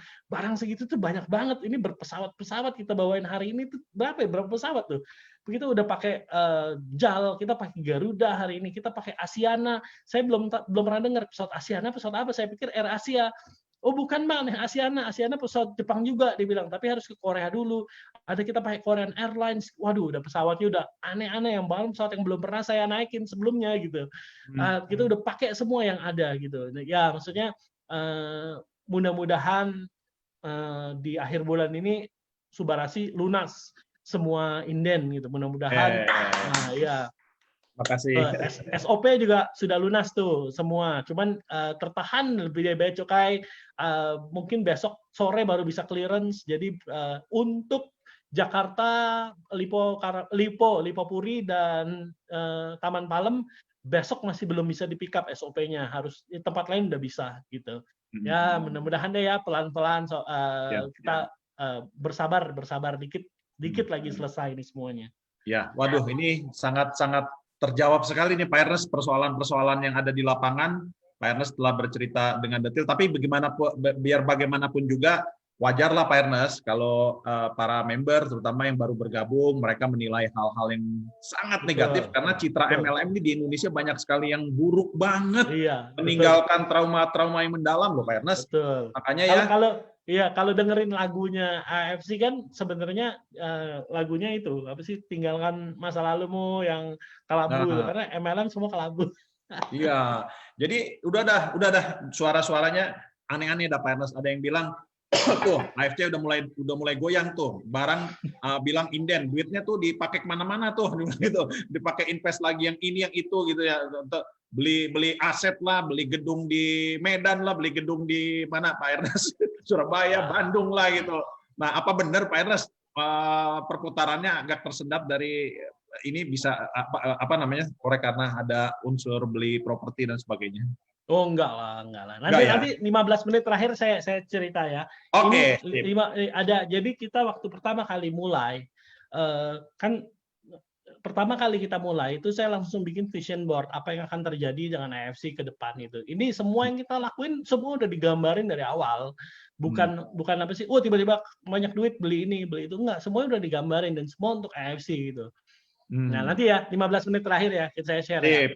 Ini cuman ini aja nih yang lucu nih yang sering kali ditanyain orang nih. Aduh, saya sering banget nih terima WA seperti ini Pak Ernest. Pak, itu banyak banget yang achieve Bushido, Daimyo segala macam. AFC punya duit nggak buat bayar mereka gitu. Jangan-jangan uang kita yang di bawah nih yang dipakai seperti pola-pola orang-orang money game yang lain. Makanya sekarang nih dengan barang tersendat begini, mereka pikir akan bayar bonus juga akan tersendat nih Pak Ernest nih. Gimana tuh Pak Ernest? Nah, itu harus tanya gini. Emang kalau kurang mau bayarin Pak? Enggak lah. Itu semua udah itu pentingnya, makanya semua harus di planning dengan baik. Kita waktu mulai itu di planning gitu loh. Ini perusahaan bedanya kita sama perusahaan lain. Kita tuh bawa brand Jepang loh yang sudah umurnya 51 tahun. Ini 52 tahun malah ya. Waktu kita mau mulai kayak pegang brand mereka, yang investment terbesar adalah jaminan brand. Jaminan brand itu mungkin bisa beli 3 Ferrari kali. Itu investment terbesar kita tuh, jaminan brand sampai sekarang masih mereka pegang gitu. Jadi kayak McDonald lah, mau pegang franchise McDonald di Indonesia kan nggak bisa jual aqua lah, jual apa gitu. Mereka awasin siapa, nggak bisa tiba-tiba saya mau jadi ya langsung dikasih. Mereka harus lihat dulu siapa orang ini, ada nggak financial ininya, punya nggak keuangannya, cukup nggak asetnya, itu pasti dinilai gitu loh. Jadi makanya kelebihan kita dibanding brand-brand lain yang lokal yang baru mulai, kita sudah diaudit. Kita nggak pakai brandnya ABC, KF, apalah brand apalah yang nggak jelas. Kita pakai brand AFC gitu. Yang punya mereka, bukan punya saya gitu. Jadi nggak mungkin mereka asal-asalan kasih ke kita tanpa ada planning yang jelas. Mereka tahu semua hitungannya, mereka tahu marketing plan kita diaudit setiap 3 bulan saya harus ke sana atau orang Jepang ke sini. Itu pasti. Masa pandemi ini aja udah 6 bulan nih, nggak kemana-mana. Tapi ini kita semua diaudit, nggak main-main di sini. Keuangan kita diaudit, stok kita diaudit sama mereka gitu. Mereka tahu apa yang akan terjadi di depan gitu. Nah semua, jadi kalau kayak ditanya, ada nggak sih uangnya? Apa nggak gini-gini? Tenang aja gitu lah. Lihat aja sebentar lagi dibayar. Ada yang komplain nggak Bu Sidonya gitu? Kan nggak lama lagi. Udah sabar aja, seminggu lagi udah tahu juga. Gitu. Dapat Iya, apa iya, nggak? iya. Gitu ya. Ya. Aman lah, karena uangnya juga tiap hari dinikmati kok, tiap hari juga cair konnichiwa-nya. Iya, iya. Beda kalau money game, kalau sekarang stop, nggak ada yang beli, itu collapse langsung ya. Nah, kan kalau kita masih bisa bertahan. Ini apa namanya? Tenang aja, lihat aja berapa hari lagi lah, seminggu lagi pasti kita akan buktikan semuanya bisa nggak kita bayar gitu ya. Ya, Dan bahkan sebenarnya kita pikiran tuh di tahun ini ya ini sih 10 Bushido harusnya. Dan ini kan masih ada berapa hari ini. Gitu. Tenang aja, tenang. Secara financial ya, secara financial ini perusahaan sangat kuat gitu. Terus di Jepang juga bukan perusahaan yang main-main.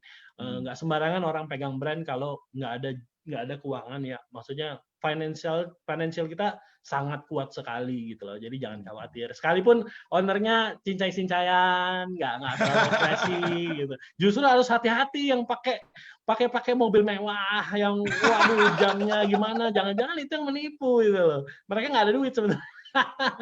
Bisa aja kan gitu. Ya. Makanya memang tong kosong nyaring bunyinya Pak Ernest. Kalau ini Iya. tongnya diisi nggak ada bunyinya, dikepluk. Waduh, padat bener nih Pak Ernest sama Pak Mike nih. Tapi coba tanya Mike, berapa banyak tuh yang ngembaliin mobilnya Mike? Nggak sanggup bayar. Aduh. Oke.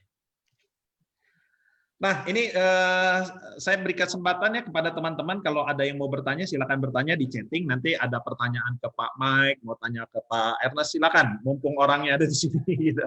Silakan. Nah, sambil nunggu pertanyaan dari teman-teman nih, Pak Ernest, saya mau tanya lagi nih Pak, untuk acara Achieve ke Dubai, yang Reward ke Dubai, rencana berangkat kapan sih, Pak Ernest? Kalau misalkan itu bisa berangkat gitu. Kita sih pengennya 12 ya, Desember 12 gitu ya.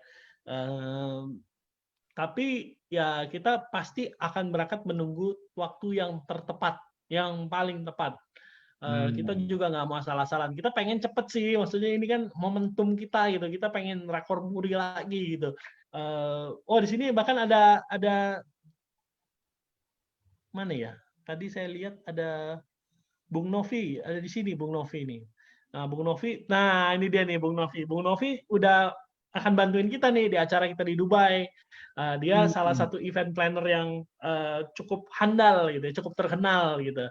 Nanti kita mau adain acara di GBK loh. Nah, mudah-mudahan ya kalau pandeminya selesai, Bung Novi juga akan bantuin kita untuk acara. Jadi akan super keren. Nah, cuman ya ini masalahnya sekarang kemarin Dubai tourism Dubai-nya datang ke kita. Mereka bilang ya mereka juga lagi lihat gimana. Nomor 1 pesawatnya nggak ada. Dulu pesawat setiap hari 2 berangkat ke Dubai. Sekarang seminggu 1 gitu, seminggu 2 gitu. Nah jadi kita juga limited di situnya. Jadi kita pasti berangkat, pasti kita nggak akan cancel. Juga jangan dijual ya, jangan nggak sabar dan dijual. Sebel, sayang tuh kadang-kadang.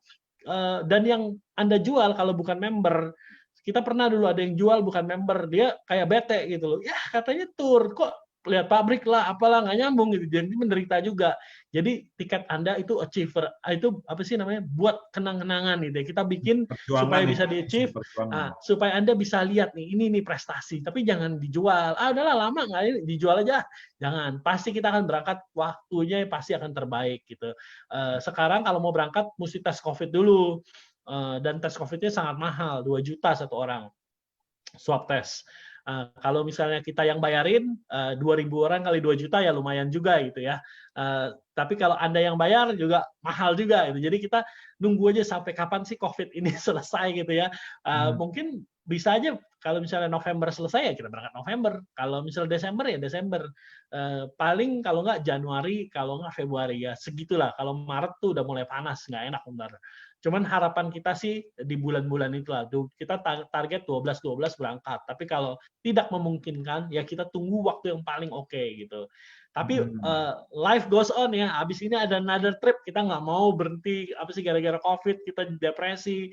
Nggak ada. Pokoknya kita akan positif. Kita akan ada another 6 bulan kemudian bocorannya kemungkinan ke Moskow ya. Kita akan ke Moskow. Nah ini jadi tetap semangat. Kita pasti akan terus lakuin yang biasa kita lakuin gitu, yang seru gitu ya.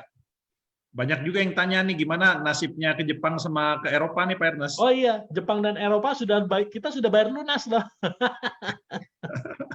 Kita udah bayar lunas udah lama. Itu Jepang waktu itu kan sudah hampir berangkat, cuman zaman waktu itu ingat nggak? Jepang yang banyak COVID-nya, Indonesia belum ada COVID. Ya, Berapa hari sebelum berangkat pada komplain, aduh jangan berangkat lah, jangan bunuh kami lah, atau apalah. Padahal itu masa yang terbaik menurut saya, karena Jepang orangnya disiplin semua dan semua pakai masker gitu. Nah, cuman ya karena pada apa sih nggak mau, ya udahlah kita turutin lah. Nah, akhirnya sampai sekarang ini. Cuman ya nggak apa-apa, maksudnya kita pasti tetap berangkat, kalau soalnya sudah dibayar semua. Dan kalau Jepang sih orangnya owner ya, tetap pasti akan sekalipun udah lunas semua tuh hotel, restoran tuh udah lunas semua. Nah, tinggal yang Eropa aja masih ada nggak tuh? Iya, teman kita pasti begitu buka kita langsung berangkat.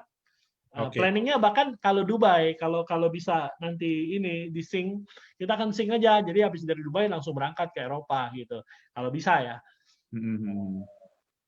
Pak Ernest, gini Pak, minta bocoran dikit dong Pak tentang progres ke depannya, rencana dari AFC ini seperti apa, paling enggak memberikan gambaran kepada teman-teman, terutama yang baru bergabung, bahwa ini loh AFC, bisnis yang kita kerjakannya adalah bisnis yang jangka panjang, bukan bisnis yang seperti MLM lain, usia 3 tahun, 5 tahun bubar gitu. Nah, mungkin Pak Ernest bisa kasih gambaran, kan tadi Pak Ernest bilang semua terencana dengan matang gitu sejak membuat AFC ini. Silakan, ya, jadi garis besarnya nanti ya sebelum kita selesain saya minta 10 menit aja.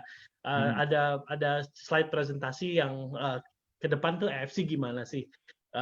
AFC itu apa sih gitu ya. Cuman gini, AFC itu perusahaan sudah 51 tahun gitu. Dan kita tuh baru 2 tahun gitu. 3 tahun. 2 tahun atau 3 tahun kita? 2 tahun lebih ya. 2018 kita mulai kan. Nah, ini masih belum apa-apa sekalipun kayaknya udah gimana? Menurut saya ini masih belum apa-apa. Kita baru mulai loh. Ini kita baru awal gitu. Tadi saya bilang gini, battle scar gitu ya. Battle scar itu penting. Jadi kalau Anda seorang pejuang, Anda harus punya battle scar gitu. Jadi kalau contoh misalnya Anda mau jadi Bushido nih, mana ada Bushido yang cakep-cakep duduk tiba-tiba jadi Bushido, atau cantik-cantik ngopi jadi Bushido, nggak mungkin. Anda mesti punya battle scar. Jadi kalau sekarang Anda dimarahin, Anda diomelin, dikomplain, dibilangin ini apa segala macam, itu battle scar. Terima aja, nggak apa-apa, enjoy aja. Ya udah, apa sih namanya? Ya barang nggak ada, gini-gini, itu anggap aja battle scar deh. Maksudnya kita harus berdarah gitu ya. Maksudnya saya pernah nonton Navy SEAL training dulu. Navy SEAL training itu banyak sekali, dari kepolisian, dari tentara, dari army, dari mana, dari marine, semua masuk gitu, mau jadi Navy SEAL gitu ya. Ada namanya Hell Week gitu. Nah, dalam 1 minggu ini mereka berapa ribu orang masuk, paling yang lulus cuma berapa puluh gitu. Jadi mereka harus melewati hal-hal yang kayak apa ya, di luar kemampuan mereka gitu.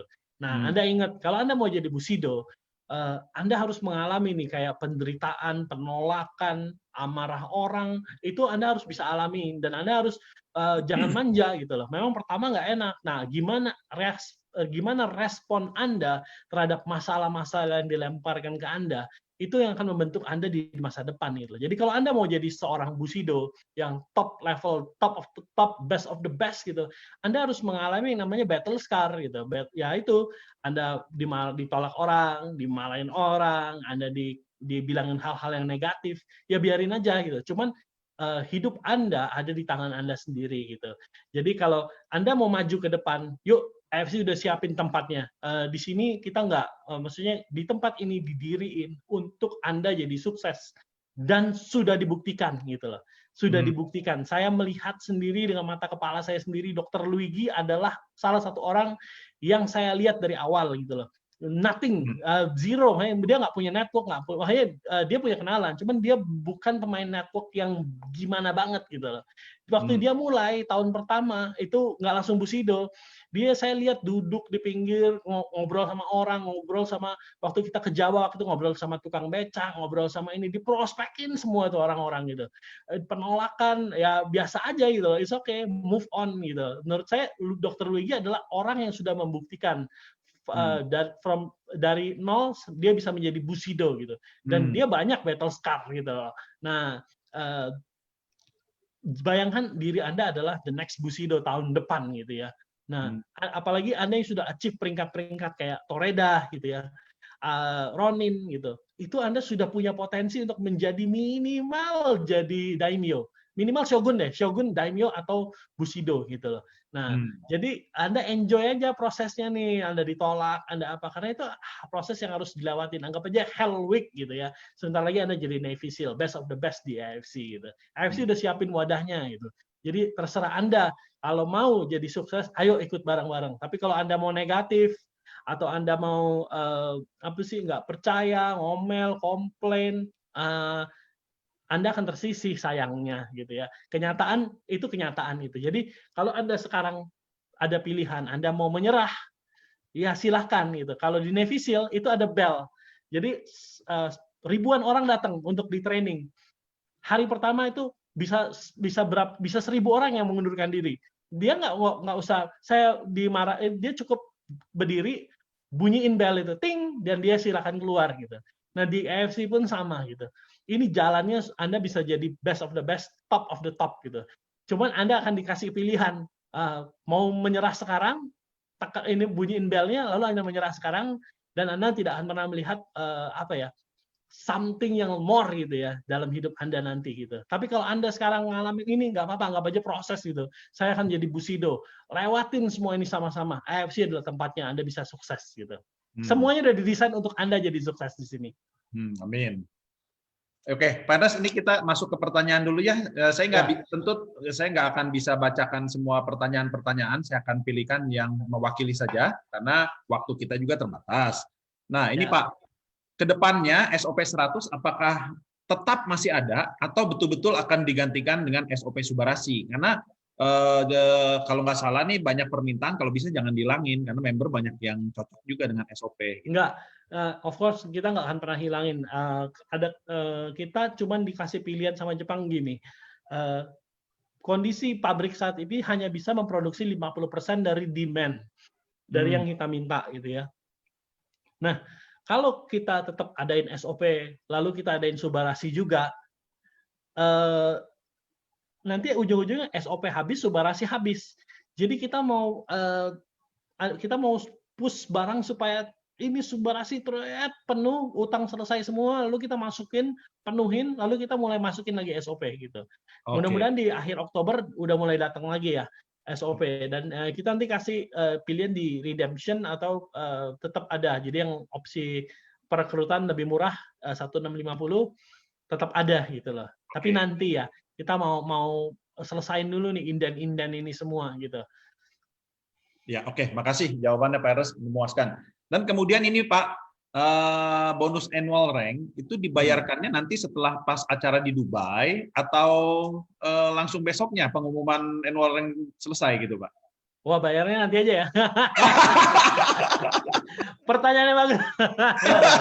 Enggak. Of course, kita sudah siapin semua untuk dibayarkan sesegera mungkin di tanggal 1 gitu ya. Tanggal 1 Oktober. Ya, pokoknya penutupan kita butuh berapa hari untuk audit dulu. untuk hitung pajaknya. Ingat pajak kita akan ikutin pajak yang berlaku, Bapak dan Ibu. Jangan lupa kasih NPWP yang benar ya. Jadi di akhir tahun bisa diklaim juga gitu loh pajaknya. Ya, kita akan bayar. Ini sebenarnya masih kita mau kasih kejutan nih. Oh, Pak Gun udah nanya duluan.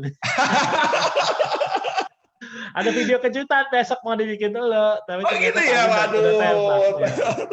Iya. Oke. Tenang ya, akan dibayar begitu closing. Kita butuh berapa hari kita akan hitung, lalu kita langsung dibayar kok.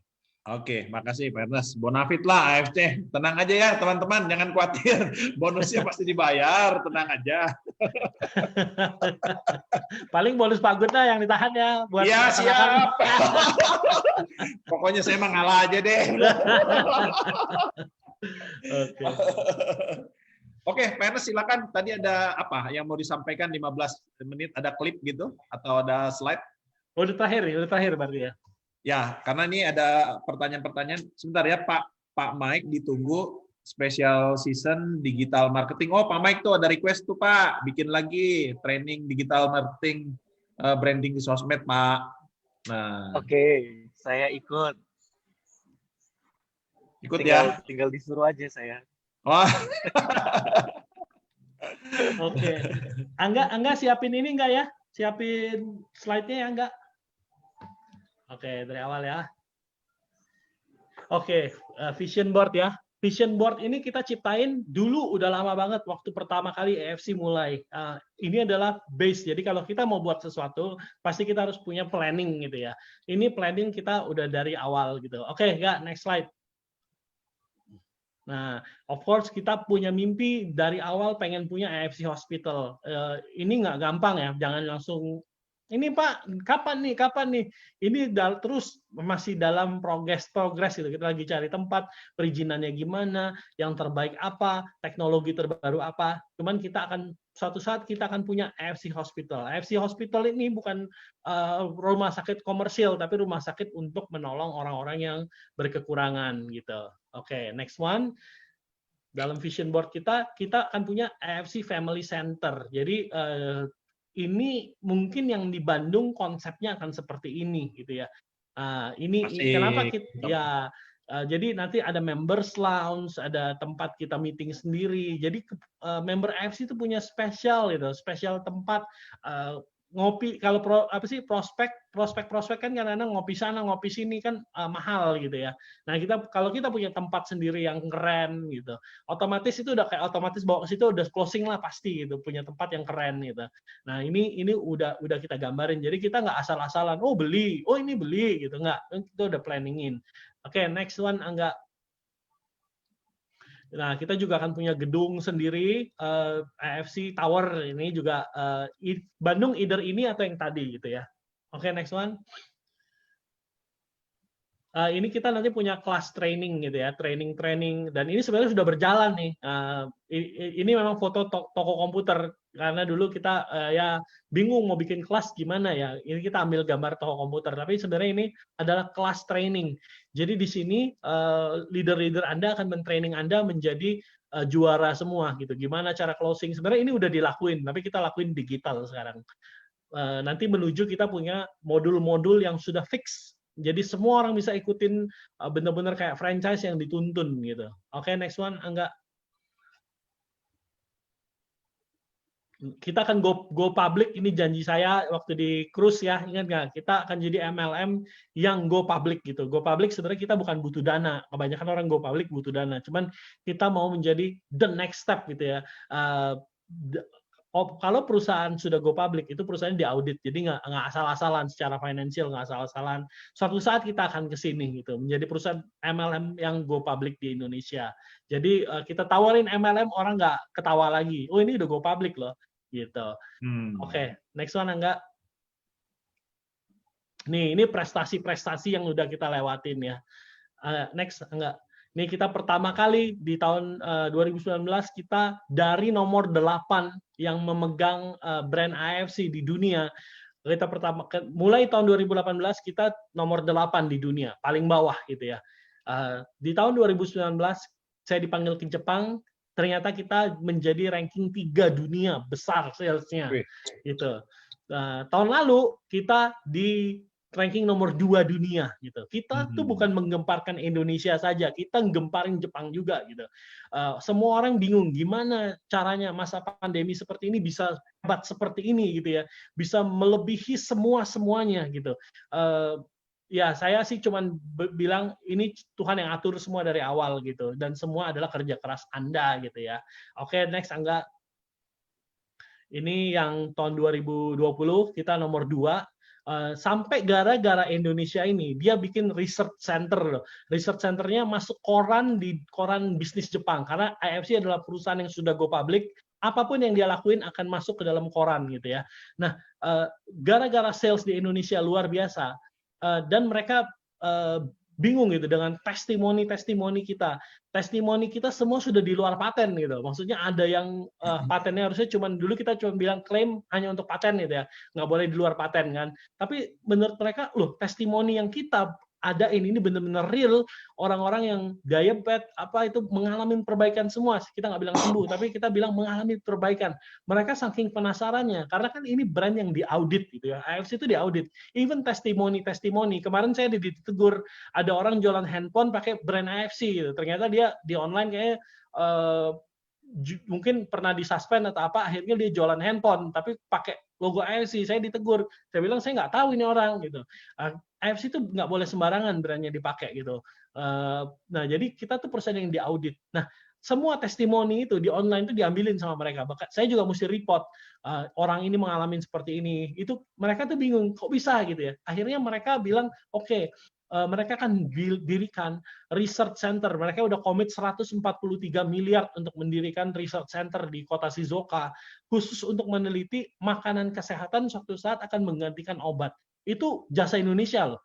Tanpa Indonesia nggak akan mereka bikin seperti itu. Dan ini sekarang on progress untuk dibikin gitu. Jadi suatu saat mereka bilang obat akan digantikan dengan makanan-makanan kesehatan seperti ini. Oke, next one Angga. Enggak. Kak. Ini prestasi-prestasi kita ya. Kita kemarin menang rekor muri. Rekor muri ini bukan prestasi sih. Ini menunjukkan komitmen kita gitu kepada Anda untuk membawa produk. Nah, Bapak dan Ibu yang kesel, marah, gimana sih ini perusahaan ini? Saya mau cerita ya. Saya dulu sempat di awal-awal barang habis, saya juga sempat stres. Wah, gimana nih tanggung jawab saya? Saya lebih ke gimana orang yang pakai barangnya habis gitu loh. Itu lebih concern saya. Sedih saya kalau misalnya, aduh saya tadinya autoimun, sekarang sudah enak banget, ada SOP terbantu dengan Utsukushi, tiba-tiba nggak ada, ini mulai sakit lagi gitu. Itu sedih banget dengar cerita seperti itu. Cuman kita usahain yang terbaik. Waktu itu saya pikir ya biasa aja, kita nggak usah pikirin untung rugi, kita langsung aja bawa pakai pesawat gitu. Yang ngirim produk pakai pesawat itu di Jepang cuman tuna, pakai pesawat ke Amerika atau kemana, biar tunanya fresh gitu ya. Hari ini menang auction, besok langsung malamnya juga langsung dikirim ke tuna. Ini sama, keluar dari pabrik langsung dikirim ke Indonesia. Cost-nya udah jangan ditanya deh, cost pesawatnya jangan ditanya. Kita udah pakai 18 pesawat gitu ya dalam 1 minggu. Kita sampai menang rekor muri. Nah ini pun saya masih merasa bersalah. Sampai saya waktu itu ngobrol sama satu orang. Gimana sih di MLM kamu yang lama? Pernah nggak ngalamin kehabisan? Dia bilang, oh sering Pak. Gitu. Bahkan didiemin aja. Bisa sampai 2 bulan, 3 bulan, barang habis. Gitu. Ini MLM besar loh di Indonesia.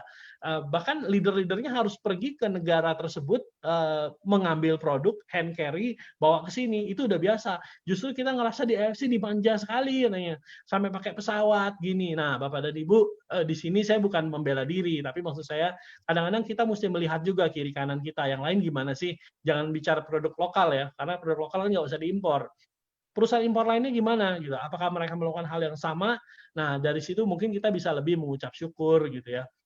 Mengucap syukur masih bisa dikirim gitu. Ini saya punya teman importir, barangnya sampai sekarang udah 1 bulan nggak bisa keluar gitu. Karena non priority list. Kita priority list gitu. Kita barang datang, kita selama pesawat ini datang terus ini nggak pernah ada masalah sama sekali. Datang langsung clear.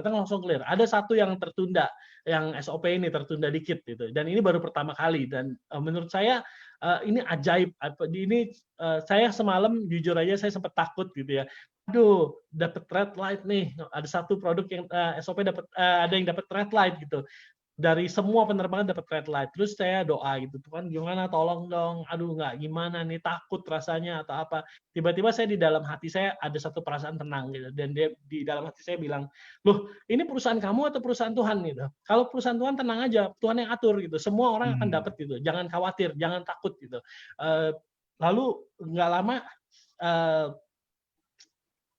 apa sih namanya? Ya itu ternyata hari ini clear juga gitu loh. Ada satu lagi yang belum, cuman saya yakin sekali pasti akan clear semua tanpa ada masalah gitu ya. Pokoknya kita udah lakuin terbaik dan percayalah gitu. Ini kita udah do the best of the best itu yang belum pernah orang lain lakukan gitu. Ini yang menang Muri ini rekornya bukan cuma import suplemen untuk MLM loh. Ini seluruh Indonesia perusahaan suplemen yang mengirim pakai pesawat import itu cuman kita yang ini seluruh Indonesia loh. Jadi bukan perusahaan MLM ya, ini seluruh perusahaan apapun di Indonesia yang kirim pakai pesawat terbanyak membawa produk kita gitu, menang Muri gitu Bapak dan Ibu. Nggak main-main loh, rekor ini diliatin semua, diaudit gitu ya. Nah jadi kami di satu sisi saya sedih, tapi di satu sisi saya udah lakuin yang terbaik gitu. Jadi kalau Bapak dan Ibu masih nggak happy, komplain, coba sebelum marah-marah lebih lanjut, sebelum lebih negatif dan merusak diri Anda sendiri. Kan kalau marah-marah kelewatan kan negatif, akhirnya kan ngomong, akhirnya kan jadi kecewa, akhirnya nggak mau jalanin lagi gitu. Nah, Bapak dan Ibu, kalau Anda nggak mau jalanin lagi, yang rugi bukan kita, yang rugi Anda gitu. Karena AFC didirikan supaya Anda menjadi sukses gitu di sini ya. Dan kami do our part, do the best we could gitu. Nah, jadi kalau itu ya kecewa, marah, oke lah gitu. Cuman malam-malam ya udah lewat, lupain lah. Ayo kita lihat nih, saya taruh di samping kanannya perusahaan AFC ya, pabrik-pabrik AFC. Pabrik-pabriknya besar loh Bapak dan Ibu. Ayo ke Jepang kita kapan-kapan kita lewatin semua pabrik ini ya. Ini bukan perusahaan main-main gitu loh. Kalau coba Ibu Bapak dan Ibu nonton yang satu lagi yang Jepang-Jepang yang bilang aku Jepang-Jepang. Perusahaannya begini nggak, loading docknya di mana gitu, perusahaannya sebesar apa sih gitu. Nah ini AFC udah nggak usah diraguin lagi gitu ya. Next one Angga. Nih kita kemarin menang best selling produk di Atami Award. Jadi dari 87 MLM itu kita MLM yang paling baru dan kita yang menang best selling produk. Kategorinya sih banyak, ada kayak design office of the year, ada apalah of the year gitu ya enggaknya. Tapi ini yang the best of the best loh. Paling penting apa dari semua? Ada penjualan terbaik dong. Kita menang penjualan terbaik. Jadi produk kita udah nggak usah diraguin lagi, ini produk yang terbaik gitu. Oke, next one Angga. Ini yang tadi saya tunjukin, sales kita di bulan Maret dibilang legend, sales legend ya. Tapi di bulan Agustus lihat sendiri sales legend itu udah jauh di atas sana gitu ya. Bapak dan Ibu, ini kita bisa dibilang MLM terbaik saat ini ya. Maksudnya menurut ya dari data lah ya. Oke, next one Angga. Nih, cuman apa kata si Dwayne Johnson, dari semua kesuksesan yang ada. Nah, ini saya geser dikit, saya nggak bisa baca. Tuh, kalau ditanya apa sih key of success? Key of success there is no key gitu. Just be humble, hungry, always the hardest worker in the room gitu. Jadi stay hungry itu menurut saya paling penting gitu. Perusahaan MLM akan jatuh waktu dia bilang, ya saya udah gede nih, saya udah cukup, oh ini udah the best of the best, udah selesai. Disitulah masanya MLM itu akan jatuh gitu. Jadi kita akan stay hungry. Saya nggak pernah lihat ini sudah puncaknya, ini justru baru mulai gitu. Kita lagi siapin infrastruktur Bapak dan Ibu. Jadi kalau ngelihat kita bikin tempat-tempat di Bandung, di Medan, jangan malah jadi negatif. Ini kita lagi siapin infrastruktur untuk jadi sangat besar sekali gitu loh. Ini belum apa-apa loh. 200.000 member nothing gitu. Ada MLM yang sudah 2 juta member dan tapi salesnya jauh di bawah kita. Itu maksudnya harus ada stay hungry itu. Kalau kita benar-benar perusahaan yang selalu stay hungry dan saya akan always be the best hardest worker in the room gitu ya. Ya gitu deh, makanya kita nggak akan pernah berpuas diri, kita akan flow haus. Saya selalu melihat perusahaan kita masih sangat kecil, masih sangat banyak perbaikan. Kita akan ada apps, segera launching apps. Jadi Bapak dan Ibu dari sekarang belajar ya, handphonenya kalau jadul-jadul tolong diganti. Soalnya kita nanti ke depan sudah konnichiwa-nya bukan SMS lagi, konnichiwa-nya akan melalui apps gitu. Nanti apps ini akan membuat cepat sekali komunikasi, kita bisa ada kayak chat sama dokter langsung, kita bisa connect dengan grup-grup melalui satu apps ini. Ke depan kita akan juga punya, saya pernah janji di di cruise kita akan punya satu currency namanya AFC Pay gitu ya. Itu juga akan di-develop ke depan nanti gitu. Jadi kita masih nothing, masih kecil sekali gitu.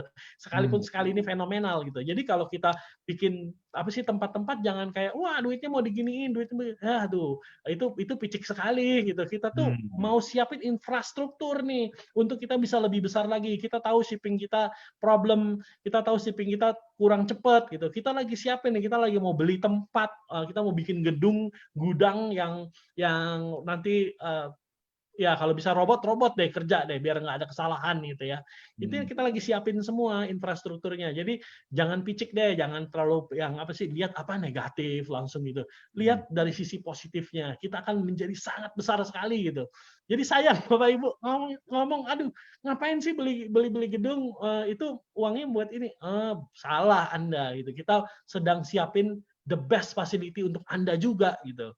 Jadi tenang aja. Lihat AFC 3 tahun lagi jadi apa, jadi sebesar apa gitu ya. Anda akan menjadi sangat bangga berada di wadah ini. Itu yang kita mau gitu. Oke, next. Nah, ini yang saya bilang ya. Kemarin saya nonton, ini judulnya orangnya mana namanya? Enggak, kok hilang namanya. Saya semalam nonton. Nah, namanya Nick Wallenda. Nah, Nick Wallenda. Jadi saya nonton testimoni dia semalam. Ini keren banget. Orang ini luar biasa. Dia ini memang sudah biasa dari keluarganya memang dari dulu kerjaannya begini, di sirkus, jalan gitu ya. Tightrope ini. Dia sudah nyebrangin Niagara Falls. Dia sudah nyebrangin Twin Tower kalau nggak salah, Twin Tower, dia nyebrangin banyak yang dia sudah seberangin yang hal-hal yang mustahil gitu ya. Dia lakuin. Dia pernah satu kali jatuh gitu. Lagi latihan tiba-tiba jatuh gitu ya.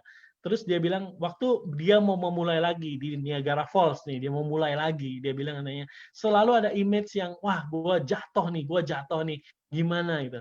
Cuman dia bilang katanya akhirnya dia harus ubah mindset ternyata.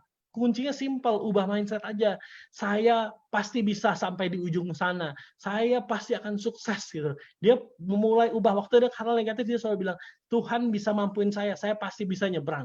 Jadi yang dibayangin cuman dia sudah ada di seberang sana. Jadi dia cuman step by step lakuin. Terus wartawan nanya, waktu nanti kalau Bapak dan Ibu ada waktu tonton nih Nick Wallenda nyebrangin Niagara Falls. Itu benar-benar kabutnya luar biasa, anginnya gede, di bawah itu air terjun yang besar gitu. Dia bilang gimana tuh, nggak kelihatan sama sekali, semua kabut. Gimana saya bisa itu? Karena waktu saya mau mulai dari sini, dari sisi Amerika, saya sudah tahu saya ada di Kanada. Dia bilang. Jadi saya just walk it step by step. Yang lainnya is nothing gitu. Kabut-kabut itu angin semua distraction. Dia bilang it's only distraction. Itu hal negatif-negatif itu emang ada, cuman saya nggak terlalu peduliin. Saya tahu saya udah ada di depan sana. Saya cuma lakuin step by step gitu. Nah ini yang sekarang ada di AFC. Sekarang saya bisa bilang it's nothing, belum apa-apa ini gitu. Tapi saya tahu sesuatu yang besar banget akan terjadi di sana gitu. Dan saat ini kita lagi lakuin step by step. Kita memang baby di MLM. Kita banyak belajar dari masalah shipping, dari masalah yang kita akan terus perbaikan. Kita nggak akan diem. Kita akan terus kembangin gitu. Gimana caranya supaya bisa sukses di ini? Gimana supaya di satu tempat nanti di semua kota besar ada tempat, ada AFC Center gitu. Gimana caranya gitu? Hal-hal yang mustahil seperti ini gitu. Ini belum pernah ada MLM lain lakuin gitu. Cuman kita bervisi besar itu. Pasti suatu saat nanti orang bilang AFC ya maksudnya bisa dibilang oh saya bangga berada di wadah AFC ini. AFC memang beda gitu. Nah itu dan kita saat ini memang step by step sih lakuin. Kita masih banyak kesalahan, kita masih belajar dari sisi inventory, keberanian kita membuat PO yang lebih besar gitu. Gimana storage kita saat ini storage kita udah 4 kali upgrade nih, kita udah punya storage yang lebih besar 4 kali lipat dibanding waktu kita mulai dulu gitu loh. Cuman masih tetap kurang. Kita sudah mau beli yang lebih besar lagi gitu untuk fasilitas kita gitu. Semua resource, semua keuntungan sebagian besar hanya dibagi menjadi 2 gitu. Nomor 1 adalah untuk wadah memberi. Kita punya Yayasan AFC yang itu untuk menolong orang-orang yang berkekurangan. Yang kedua adalah untuk upgrade diri gitu ya. Jadi kita sampai saat ini belum ambil profit yang gimana banget gitu ya untuk ownernya, untuk apa. Tapi kita selalu kembaliin lagi ke member. Kita nanti aja, keuntungan kami nanti aja lah gitu ya. Tapi ini kita mau bagusin dulu, kita mau perfectin lagi, cacatnya kita perfectin lagi. Kalau lihat itu video, salah satu yang saya paling suka adalah video Subarasi itu yang apa, Monozukuri itu saya suka banget video itu karena kita continuous improvement gitu. Kita nggak berhenti di sini, kita nggak puas di sini, kita masih jauh Bapak dan Ibu, masih panjang banget. Jadi ayo kalau mau sukses sama-sama, jadiin ini perusahaan yang long term Bapak dan Ibu, ayo kita berjuang bersama-sama di sini gitu. Miliki battle scar itu nggak apa-apa ditolak, nggak apa-apa diomelin, dibilangin orang negatif nggak apa-apa. Tapi ini wadah yang memang disiapin buat Bapak dan Ibu sukses di sini gitu. Yuk kita berjuang bersama-sama gitu. Gimana cara Bapak dan Ibu berjuang bersama-sama di sini? Bapak dan Ibu laporin yang ada undercutting. Ayo apa sih kita Bapak dan Ibu tahu nggak undercutting yang lapor itu ke kita? Kenapa kita bisa nangkepin undercutting? Karena ada orang-orang yang benar-benar cinta AFC dan mau membuat AFC ini long term. Dia yang melakukan pembelian, dia tahu nih orang, bahkan ada saudaranya sendiri melakukan undercutting, dia beli, dia kasih buktinya ke kita. Nih, saudara saya ngelakuin seperti ini.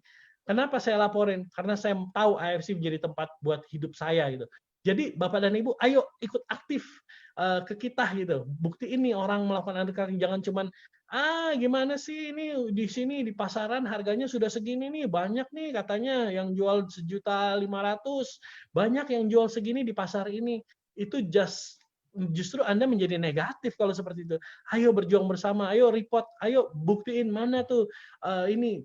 Kalau perlu masukin report ke kita, kasih kita, ayo ini banyak tuh laporan undercutting, bukan kita yang selidikin, kita yang ngejebak, bukan, tapi mereka sendiri, orang-orang yang bahkan upline-nya ada yang downline, ada yang upline, mereka yang saking cinta sama AFC, mereka laporin, padahal itu salah satu jenderalnya. Nah, yang hari ini itu ya, ada yang ngelaporin gitu ya, ada yang ngelaporin undercutting, itu downline-nya sendiri yang ngelaporin loh. Nah, itu hal yang luar biasa menurut saya. Itu Anda ikut berjuang untuk menjadikan AFC satu kapal yang long term gitu, Bapak dan Ibu ya. Nah, yang mudah-mudahan Bapak dan Ibu mau ikut kita bersama-sama kita berjuang di AFC. Kami akan selalu bikin AFC menjadi kapal yang tercepat Bapak dan Ibu untuk Anda mencapai impian Anda. Satu cerita dari Ko Budi Darwin yang saya nggak pernah lupa. Dulu dia di MLM lama, dia bilang ada orang nawarin MLM lain gitu, dia bilang nggak, saya stay di sini aja. Ini MLM dia yang lama zaman dulu ya. Saya udah suka sama brandnya bla bla bla. Terus orang ini tegur dia gini, Ko Budi katanya, kalau Ko Budi nggak dengerin dulu aja, karena gini, ini mungkin ini mobil Anda yang tercepat untuk mencapai mimpi Anda, cuman misalnya 20 tahun gitu. Nah ini kalau Anda bisa capai mimpi Anda dalam waktu 5 tahun, mau nggak? Harusnya Anda mau. Kalau Anda nggak mau, justru Anda salah gitu. Tim Anda kasihan gitu. Nah akhirnya Ko Budi pindah dan itu katanya lebih baik gitu ya. Nah jadi dari cerita itu kita selalu bilang kami di AFC akan selalu improve untuk menjadi kapal yang tercepat untuk Anda mencapai mimpi Anda. Baik dari secara produk, kita produk nggak usah di ini dah. AFC udah pikirin nanti akan ada Utsukushi 2.0, ada produk yang lebih keren lagi, sudah disiapin, ada, wah keren-keren deh. Nanti kalau saya bocorin ini, nanti Anda tuh excited lagi. Tapi akhirnya seru banget kalau ngomong produk, AFC udah orang yang paling tepat gitu ya. profesor yang kerja, inventor, mereka yang sudah memang di bidangnya gitu loh. Jadi seru kalau sama mereka, produk udah nggak usah ini. Jadi kita di Indonesia, kita perbaikin infrastruktur, kita perbaikin fasilitas, kita perbaikin service kita gitu. Kami ini sebenarnya kayak tawaran bisnis sudah banyak banget, Pak, ayo ikutan bisnis ini, bisnis itu, inilah apalah. Saya bilang nggak dulu, saya mau fokus di AFC karena AFC masih jauh dari perfect gitu. Nah, kita akan bikin AFC makin perfect gitu. Nah, jadi Bapak dan Ibu, saya ajak, ayo jangan negatif tentang kemajuan kita gitu loh. Jangan apa sih namanya, ya ada setback begini, justru kita harus belajar dari kesalahan kita gitu. Saya selalu belajar dari kesalahan kita, dan kesalahan pasti ada akibatnya gitu. Akibatnya kan buruk gitu. Nah, ini kita selalu pelajar untuk next year kita bisa lebih baik lagi. Nah, ini boleh dimatiin sih, Angga. Inti daripada semua hari ini saya cuma mau bilang ya, Bapak dan Ibu mungkin sudah ada yang achieve saat ini, mau itu shogun, mau itu samurai, mau apa, Bapak dan Ibu jangan berpuas hati. Nomor satu, jangan berpuas hati. Yang kedua, jangan tinggi hati. Itu penting gitu Bapak dan Ibu. Ada beberapa orang yang sudah achieve peringkat tertentu, ya mereka tiba-tiba berkata bahasanya lain gitu. Jadi lebih sombong. Downline bilang, gila sombong banget nih orang gitu. Besok ranking Anda reset lagi loh. Ranking Anda 0 lagi loh. Mungkin Anda hari ini daimyo atau shogun, besok Anda 0 lagi loh gitu. Jangan lupa itu. Jadi dan Anda bisa achieve peringkat-peringkat tertinggi itu bukan Anda, itu downline Anda yang bantu gitu. Jadi jangan lupakan orang-orang yang di bawah Anda yang membantu Anda. Nah, saya mengajak, it's okay, kadang-kadang kita lupa diri, kadang-kadang kita sombong, it's okay gitu loh. Cuman kan ini sudah ada ajakan, yuk jangan bersombong diri, jangan lupa diri gitu. Saya juga di sini kita ini sudah sales legend nih AFC. AFC udah legend banget, udah orang semua udah gimana ya? Teman saya di sini saya bilang kita nothing kalau kita mau bersombong-sombong diri. Kami bukan apa-apa. Tanpa Anda kita nggak bisa sampai seperti ini. Jadi saya mengucap syukur Anda ada di sini. Anda mempercayai diri Anda untuk berjuang bersama-sama. Saya sangat menghargai komitmen Anda gitu. Saya bersyukur punya Anda semua mau ada di sini berjuang gitu ya, di sini ya, itu saya mengucap syukur dan saya nggak akan pernah lupakan itu orang-orang yang berjuang di awal bersama-sama. Dan ini ingat ini baru aja mulai gitu Bapak dan Ibu, kita masih panjang jalannya gitu. Nah jadi yuk jangan tinggi hati. Maksudnya ini kita tuh pokoknya sudah sales legend aja, saya masih the same old earnest gitu ya, masih ketemu saya, masih bisa ngobrol, masih bisa banyak, akhirnya saya nggak akan berubah gitu. Makanya ini nothing gitu. Saya nggak pernah anggap gimana sekarang udah kelasnya udah beda nih. Nggak. Saya masih angkat-angkat barang, saya masih keringetan di gudang, saya masih pusing juga gitu loh. Ya maksudnya kita jangan berubah lah gitu loh. Cuman ini semua titipan aja gitu ya. Pesan saya yang terakhir sih, ini semua cuma titipan kok gitu loh. Jadi kita jangan bersombong hati gitu. Ya, yuk kita maju sama-sama. Tahun depan kita akan lebih baik gitu, dari segi stok kita akan lebih baik, dari segi distribusi kita akan lebih baik, AFC akan jadi lebih baik. Yuk jangan menyerah sekarang, jangan ring the bell, jangan quit. Anda akan jadi best of the best gitu ya, miliki battle scar itu ya, biar kita sama-sama jadi pejuang sejati gitu, jadi Bushido sejati gitu. Gitu aja dari saya. Pak Abdul, ada pertanyaan lain? Baik, Pak Ernest, terima kasih banyak. Nah, teman-teman, mungkin kalau teman-teman yang mengikuti sesi ini dari awal sampai akhir tidak lepas ya, dari pertanyaan-pertanyaan pertama saya giring sampai dengan terakhir, sebetulnya ini kita tidak ada janjian sama sekali.